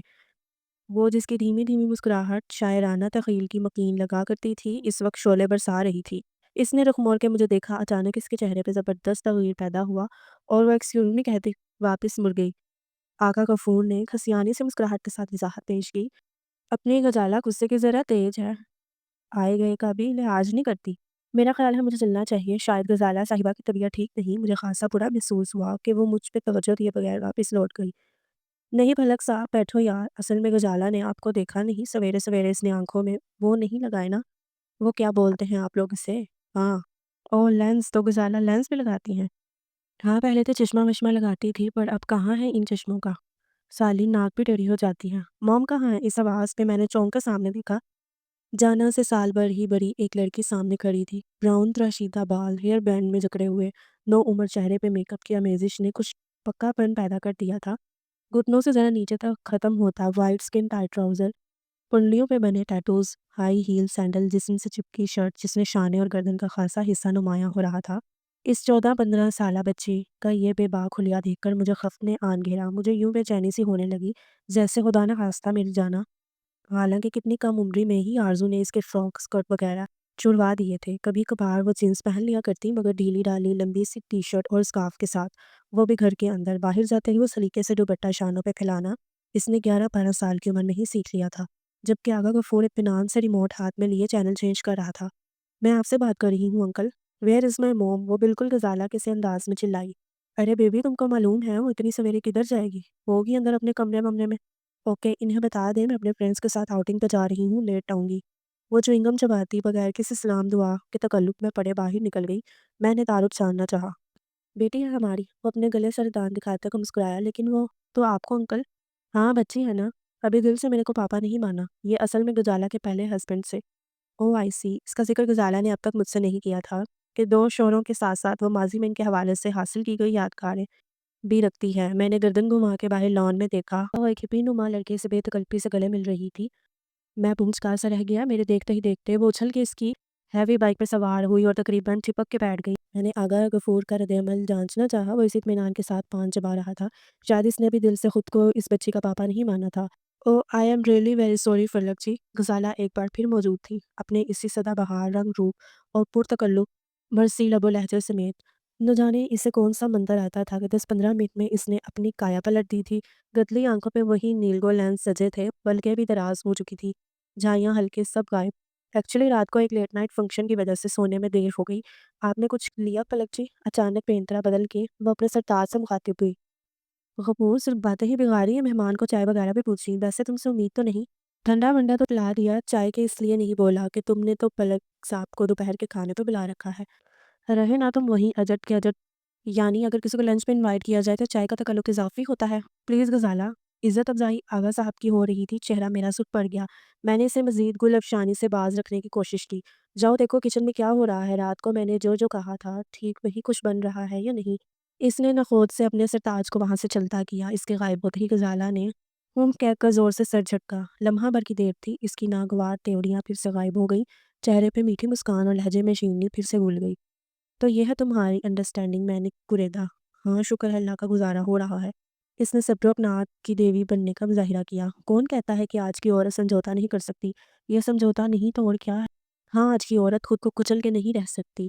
اخلاق کے ساتھ رہنا خود کو پل پل مارنے کے مترادف تھا۔ کوئی ایک بات ایسی نہیں تھی جس پہ وہ مجھ سے متفق ہوتا۔ کمرے کی کلر سکرین، باتھ روم میں رکھا شیمپو، ناشتے میں کھائے جانے والے جیم کا برانڈ، ہر معاملے میں اپنی پسند ناپسند تھوپنا اس پہ فرض تھا۔ اگر اسے اورنج مارملیڈ پسند نہیں تو کیا وہ میری خاطر کھا نہیں سکتا تھا؟ اگر مجھے اسکائی بلو کلر سے نفرت ہے تو کیا وہ اس کلر کی شرٹ پہننا ترک نہیں کر سکتا تھا؟ سبھی کچھ میں کیوں کرتی؟ آخر کب تک اپنا دل جلاتی؟ اسے ہر ہفتے اسکائی بلو شرٹ باقاعدگی سے پہنے دیکھ کر کرتی رہتی۔ فرائی انڈا سے سخت چڑ ہے مجھے، اور وہ میرے سامنے بیٹھ کر میری فیلنگز کی رتی برابر پرواہ کیے بغیر دو فرائی انڈے کھا جاتا تھا۔ سوچو کتنا مشکل تھا میرے لیے اس کے ساتھ رہنا۔ اور وہ سیٹ بورڈلی والا اس کا اپنا نفسیاتی مسئلہ تھا، اسے بیوی چاہیے تھی۔ ٹپیکل سٹھانی ہر سال ایک بچہ پیدا کرنے والی، دن بھر گھرداری میں الجھی رہنے والی، شام بن ٹھن کر سیرو سونا لاد کر اس کے ساتھ پارٹیز میں جا کر پارٹیاں بگاڑنے والی۔ میں نے اس کے لیے یہاں تک کیا کہ 2.5 سالوں میں 2 بیٹے تک پیدا کیے، لیکن نہیں جی، میں اس کی پسند کے بھاری بھاری زیورات نہیں پہن سکتی تھی۔ دوسرا، وہ میری شاعری کا، میری صلاحیتوں کا مذاق اڑایا کرتا تھا، میرے فن کی قدر نہیں تھی اسے، اس لیے میں نے الگ ہو جانا مناسب سمجھا۔ وہ اولاد جمع کرنے کا شوقین، کس نے بیٹے اپنے پاس رکھ لیے، سب سمجھتے تھے کہ میں گھر بسانے والی عورت ہی نہیں، حتیٰ کہ میرے اپنے ماں باپ بھی۔ آپ بتائیے فلک جی، کیا میں ایسی ہوں؟ اس نے اتنے مان سے سوال کیا کہ میں نے بغیر سوچے سمجھے نفی میں سر ہلا دیا۔ اب آغا غفور کے ساتھ بھی تو گزارا کر رہی ہوں بھائی، جہاں تک چھوٹے موٹے سمجھوتوں کا تعلق ہے ان سے میں نہیں گھبراتی۔ آخر ہوں تو ایک مشرقی لڑکی، اپنی تمام تر روشن خیالی اور آزادی پسند فطرت کے باوجود۔ اگر کچھ دیر قبل میں اس کا بغیر میک اپ کا چہرہ نہ دیکھ سکا ہوتا تو شاید اس کا خود کو لڑکی کہنا آسانی سے ہضم کر جاتا، لیکن اس وقت اس کا یہ دعویٰ میرے حلق میں اٹک گیا۔ آغا غفور کی کتنی باتیں ہیں جنہیں میں دل پہ پتھر رکھ کے جھیل رہی ہوں، آپ کی بتائیے پلک جی، کیا آج کی عورت کا یہی مقدر ہے کہ وہ اپنے اوپر صرف باوفا اور صابر ہونے کا ٹیگ لگوائے رکھنے کے لیے صبر سے سب کچھ برداشت کرتی جائے؟ غزالہ، ٹیبل لگ گئی ہے، مہمانوں کو کھانے پہ لے آؤ۔ اچانک آغا غفور اپنی قدرتی ڈیٹ مسکراہٹ کے ساتھ یہ پیغام لیے حاضر ہوا۔ غزالہ اپنے ذریعے پرمودات اس حد تک میرے اندر ٹھونس چکی تھی کہ اب مزید کچھ کھانے کی ضرورت نہ تھی، مگر ایک اچھے مہمان کی طرح میں غزالہ کی سنگت میں ڈائننگ ہال تک چلا آیا، جو واقعی ایک ہال ہی تھا۔ 18 کرسیوں والی وہ گلاس ٹاپ براس میں ڈائننگ ٹیبل انواع اقسام کے کھانوں سے سجی تھی، بلکہ اٹی پڑی تھی۔ ایک نظر ڈال کر ہی میرا تو دل گھبرا سا گیا۔ 3 چائنیز، 2 اٹیلین اور کم از کم 6 روایتی پرتکلف دیسی ڈشز کے علاوہ بازار سے منگوائے آئٹم بھی صاف پہچانے جا رہے تھے، مثلاً مٹن ٹکا، چکن کباب اور پیزا۔ اپنی ڈشز سنبھالتے ہوئے میں نے ایک اور عجیب منظر دیکھا۔ آغا غفور اپنی پلیٹ ہاتھ میں تھامے غزالہ کے روبرو مودبانہ کھڑا تھا، جو کلف سے نیپکن کھول کر اپنے آگے پھیلا رہی تھی۔ ایک شان بے نیازی کے ساتھ جب اس نے اپنے شوہر کی پیش کردہ پلیٹ تھامی تو مجھے میاں بیوی کی اس محبت پہ رشک سا ہوا۔ واقعی کیا آئیڈیل شوہر تھا، کم از کم ایک بیوی کی نظر میں، جو فٹ بھر کے پلیٹ پیش کر رہا تھا۔ لاؤ بھائی، پہلے تمہارا کھانا ڈال دوں۔ غزالہ کے کہنے پہ مجھے مزید رشک محسوس ہوا، یعنی اس میں بھی مشرقی بیویوں والی ادائیں پائی جاتی ہیں، خود کچھ کھانے سے پہلے شوہر کی پلیٹ بھرنا۔ میں دلچسپی سے یہ منظر دیکھنے لگا۔ غزالہ نے پلیٹ کے کونے میں فریش سلاد، کچھ رائتا رکھا، چمچی بھر پاستا ڈالا، مٹن ٹکے میں سے ایک لاگر سی چامپ منتخب کیا اور باقی ماندہ بچے حصے میں ماش کی دال سے بھر دیا۔ غزالہ، تھوڑے سے چاول بھی۔ وہ گھگھیایا۔ تون دیکھی ہے اپنی، وہ پھنکاری، وزن تو ایسے بڑھتا جا رہا ہے جیسے عدنان سمیع سے شرط لگا رکھی ہو۔ نہ چاول، نہ کباب، نہ سویٹ ڈش۔ وہ چپ چاپ اپنی پلیٹ لیے ڈائننگ ہال سے نکل گیا۔ یہ آغا صاحب کہاں چلے گئے؟ کیا وہ ہمارے ساتھ کھانا نہیں کھائیں گے؟ آغا صاحب کو نہ صرف شوگر ہے بلکہ کولیسٹرول لیول بھی لاسٹ لمٹ کراس کر رہا ہے۔ یہاں بیٹھے تو ندیدی نظروں سے ہر چیز کو تکتے رہیں گے۔ وہ استضاحیہ ہنسی۔ نہ آپ کو کچھ ہضم ہوگا نہ مجھے۔ ویسے بھی فلک جی، میں ٹھہری نفاست پسند شاعرہ، آپ تصور نہیں کر سکتے اسے اپنے سامنے کھانا کھاتے دیکھ کر میری نفیس طباع پہ کیا ستم ٹوٹتے ہیں۔ اس کی چپ چپ کر کے چبانے کی آواز، او نو ہاریبل، اس نے کراہیت سے منہ بنایا تو میں تھرا اٹھا۔ اچانک مجھے کئی سال پہلے کا واقعہ یاد آیا۔ حالات ذرا بہتر ہوتے ہی میں نے تب آرزو کو ایک کل وقتی ادھیڑ عمر ملازمہ رکھ کے دی تھی، جب دونوں اوپر تلے کے بچے چھوٹے تھے۔ ماسی شنوں کو جب پہلے دن عارضی نے آواز دے کر کھانے پر بلایا تو میں نے خاص نوٹس نہ لیا، لیکن جب وہ میرے سامنے ہی فرش پہ پسکڑا مار کے بیٹھی، ہاتھ میں روٹی رکھ کے، روٹی پہ سالن ڈال کے، شروع شروع اور چڑ چڑ کی آوازوں کے ساتھ کھانا کھانے لگی تو مجھے سخت ناگواری محسوس ہوئی۔ کھانے کے بعد میں نے سخت الفاظ میں عارضی کو تنبیہ کی، آئندہ سے ماسی کو کچن میں کھانا دے دیا کرو، سارا دن تو گرمی میں کام کرتی ہے، روٹی بھی گرمی میں بیٹھ کے کھائے گی تو کیا سواد آئے گا بیچاری کو، ادھر پنکھے کے نیچے بیٹھ کے کھاتی ہے، آپ کا کیا لیتی ہے؟ گھر میں اور بھی پنکھے لگے ہیں، کہیں بھی بٹھا دو، مگر یہاں نہیں۔ بچے کیا سیکھیں گے؟ کل کو وہ بھی اسی طرح بد تہذیبی سے کھائیں گے۔ خواہ مخواہ میں وہ آپ کے بچے ہیں، جو آپ سکھاؤ گے وہی سیکھیں گے۔ ماسی بیچاری کا کیا قصور، ہر بندہ اپنے ماحول سے سیکھتا ہے، اور وہ تو سیکھنے کی عمر سے بہت آگے نکل آئی ہے۔ نا ریحان صاحب، بڑے بول نہ بولو، اللہ کو تکبر پسند نہیں۔ پتہ نہیں میں ماسی کو یہ بات بولوں تو اس کا دل کتنا دکھے۔ ہاں جی، میرے چھوٹے چھوٹے بچے، میرا ہنستا بستا گھر، میں کس لیے کسی غریب کا دل دکھا کر ہائے لوں؟ اللہ معاف کرے جی، مجھے بھی اور آپ کو بھی۔ اور اس وقت میرے سامنے بیٹھی وہ عورت جس کا موازنہ کبھی اپنی بیوی جیسی ایوریج عورت سے کرنے کا سوچ بھی نہیں سکتا تھا، جسم ملازم کے ساتھ نہیں بلکہ اپنے شریک حیات کے ساتھ ایسے سلوک کر رہی تھی جو کسی بھی طرح انسانی نہیں کہلایا جا سکتا تھا۔ میرا جی کھانے سے چاٹ ہو گیا۔ آپ تو کچھ لے ہی نہیں رہے فلک جی، پلیز کچھ اور لیجیے نا۔ ایسا کرتے ہیں، چائے ہم اسٹڈی میں منگوا لیتے ہیں، ساتھ میں بھرپور ادبی گفتگو ہو جائے تو کیا ہی کہنے۔ آپ جیسے انسان کی صحبت روز روز تو میرے سے نہیں آتی، لیکن اب مجھے اس کی مزید صحبت کی خواہش رہی تھی، نہ ہی اس کی ذہانت سے بھرپور خوبصورت گفتگو سے لطف اندوز ہونے کی۔ میں جلدی ہی معذرت کر کے وہاں سے اٹھ گیا۔ آگے خیر سے، وہ آج بھی خربوزوں سے دل بہلا رہی تھی۔ ایک نظر میرا چہرہ دیکھنے کے بعد وہ اپنے دوپٹے سے ہاتھ پہنچتی اٹھ کھڑی ہوئی۔ میں روٹی گرم کرتی ہوں، تمہیں پتہ تو ہے کہ میں کھانے کی دعوت سے ہی آ رہا ہوں۔ رجے پیٹ والوں کی شکل پہ ایسے 12 نہیں بجے ہوتے۔ وہ ہاتھ اور سر دونوں جھٹکتی میرے دعوے کو جھٹلا گئی اور میں پہلے کی طرح اس کے درست اندازے پہ پیچ و تاب نہ کھا سکا۔ چند ہی منٹ بعد ٹرے میرے سامنے تھی، آلو کا پراٹھا، لسوڑے کا اچار، زیرے والا رائتا اور کالی مرچ والا کھیرا۔ میں کافی دنوں سے آلو کے پراٹھے کی فرمائش کر رہا تھا، جسے آرزو کمال بے اتنائی سے درگزر کرتی آ رہی تھی، اور آج جب کہ میں کھانے پہ موجود نہیں تھا، میری پسندیدہ چیز بنی تھی۔ اس ناانصافی پہ میں آواز بلند کیے بغیر نہ رہ سکا۔ لو، اتنے دنوں سے تو کھانس کھانس کے کان لے لیے ہیں آپ نے۔ ایک تو آلو ویسے ہی بلغمی کھانسی میں نقصان کرتے ہیں، دوسرا آپ اچار بغیر پراٹھا لیتے نہیں۔ میرا کیا دماغ خراب ہے؟ ساری رات آپ کھانستے، میں جاگتی رہی، مجھ کا سیاپا۔ وہ مسکرایا تو وہ حیرت زدہ سی میرے نزدیک ہی بیٹھ گئی۔ میں نے کہا، اجے سنتے ہو؟ سن رہا ہوں، میں نے خستہ لذیذ پراٹھے کے لقمے سے لطف اندوز ہوتے ہوئے کہا۔ بڑے اچھے موڈ پہ لگ رہے ہو جی، لگتا ہے وہاں خوب مزہ آیا۔ بڑے بڑے لوگ ہوں گے، بڑی بڑی باتیں ہوں گی ان کی۔ ہاں، لوگ تو بڑے تھے مگر باتیں۔ میں بڑبڑا کے رہ گیا، میری خود کلامی کو نہ سمجھتے ہوئے برتن اٹھا کے کچن کی طرف مڑنے لگی۔ آرزو، میں نے کہا، سنتی ہو؟ ہیں جی، وہ گش کھاتے کھاتے رہ گئی۔ اس ویکنڈ پہ پروگرام بنا ہی ڈالو پنڈی جانے کا، بھائی جان کو فون کر کے بتا دینا تاکہ وہاں بچے پہلے سے تیاری کر کے رکھیں مری جانے کی۔ ہائے سچی، کتنا سواد آئے گا، کتنا شوگر لگے گا، ہائے میں مر جاؤں۔ پہلے جانا کو تو یہ خبر سناؤں، اس کے چہرے پہ اس معمولی سی خبر سے یک پہ کتنی خوشیاں اور رنگ بکھر گئے کہ زندگی میں پہلی بار مجھے محسوس ہوا خوشی کے سچے اور بے ساختہ رنگ کے آگے ساری شاعرانہ نزاکتیں، سب تو ہی لاتی لطافتیں ہیچ ہیں، سیراب ہیں۔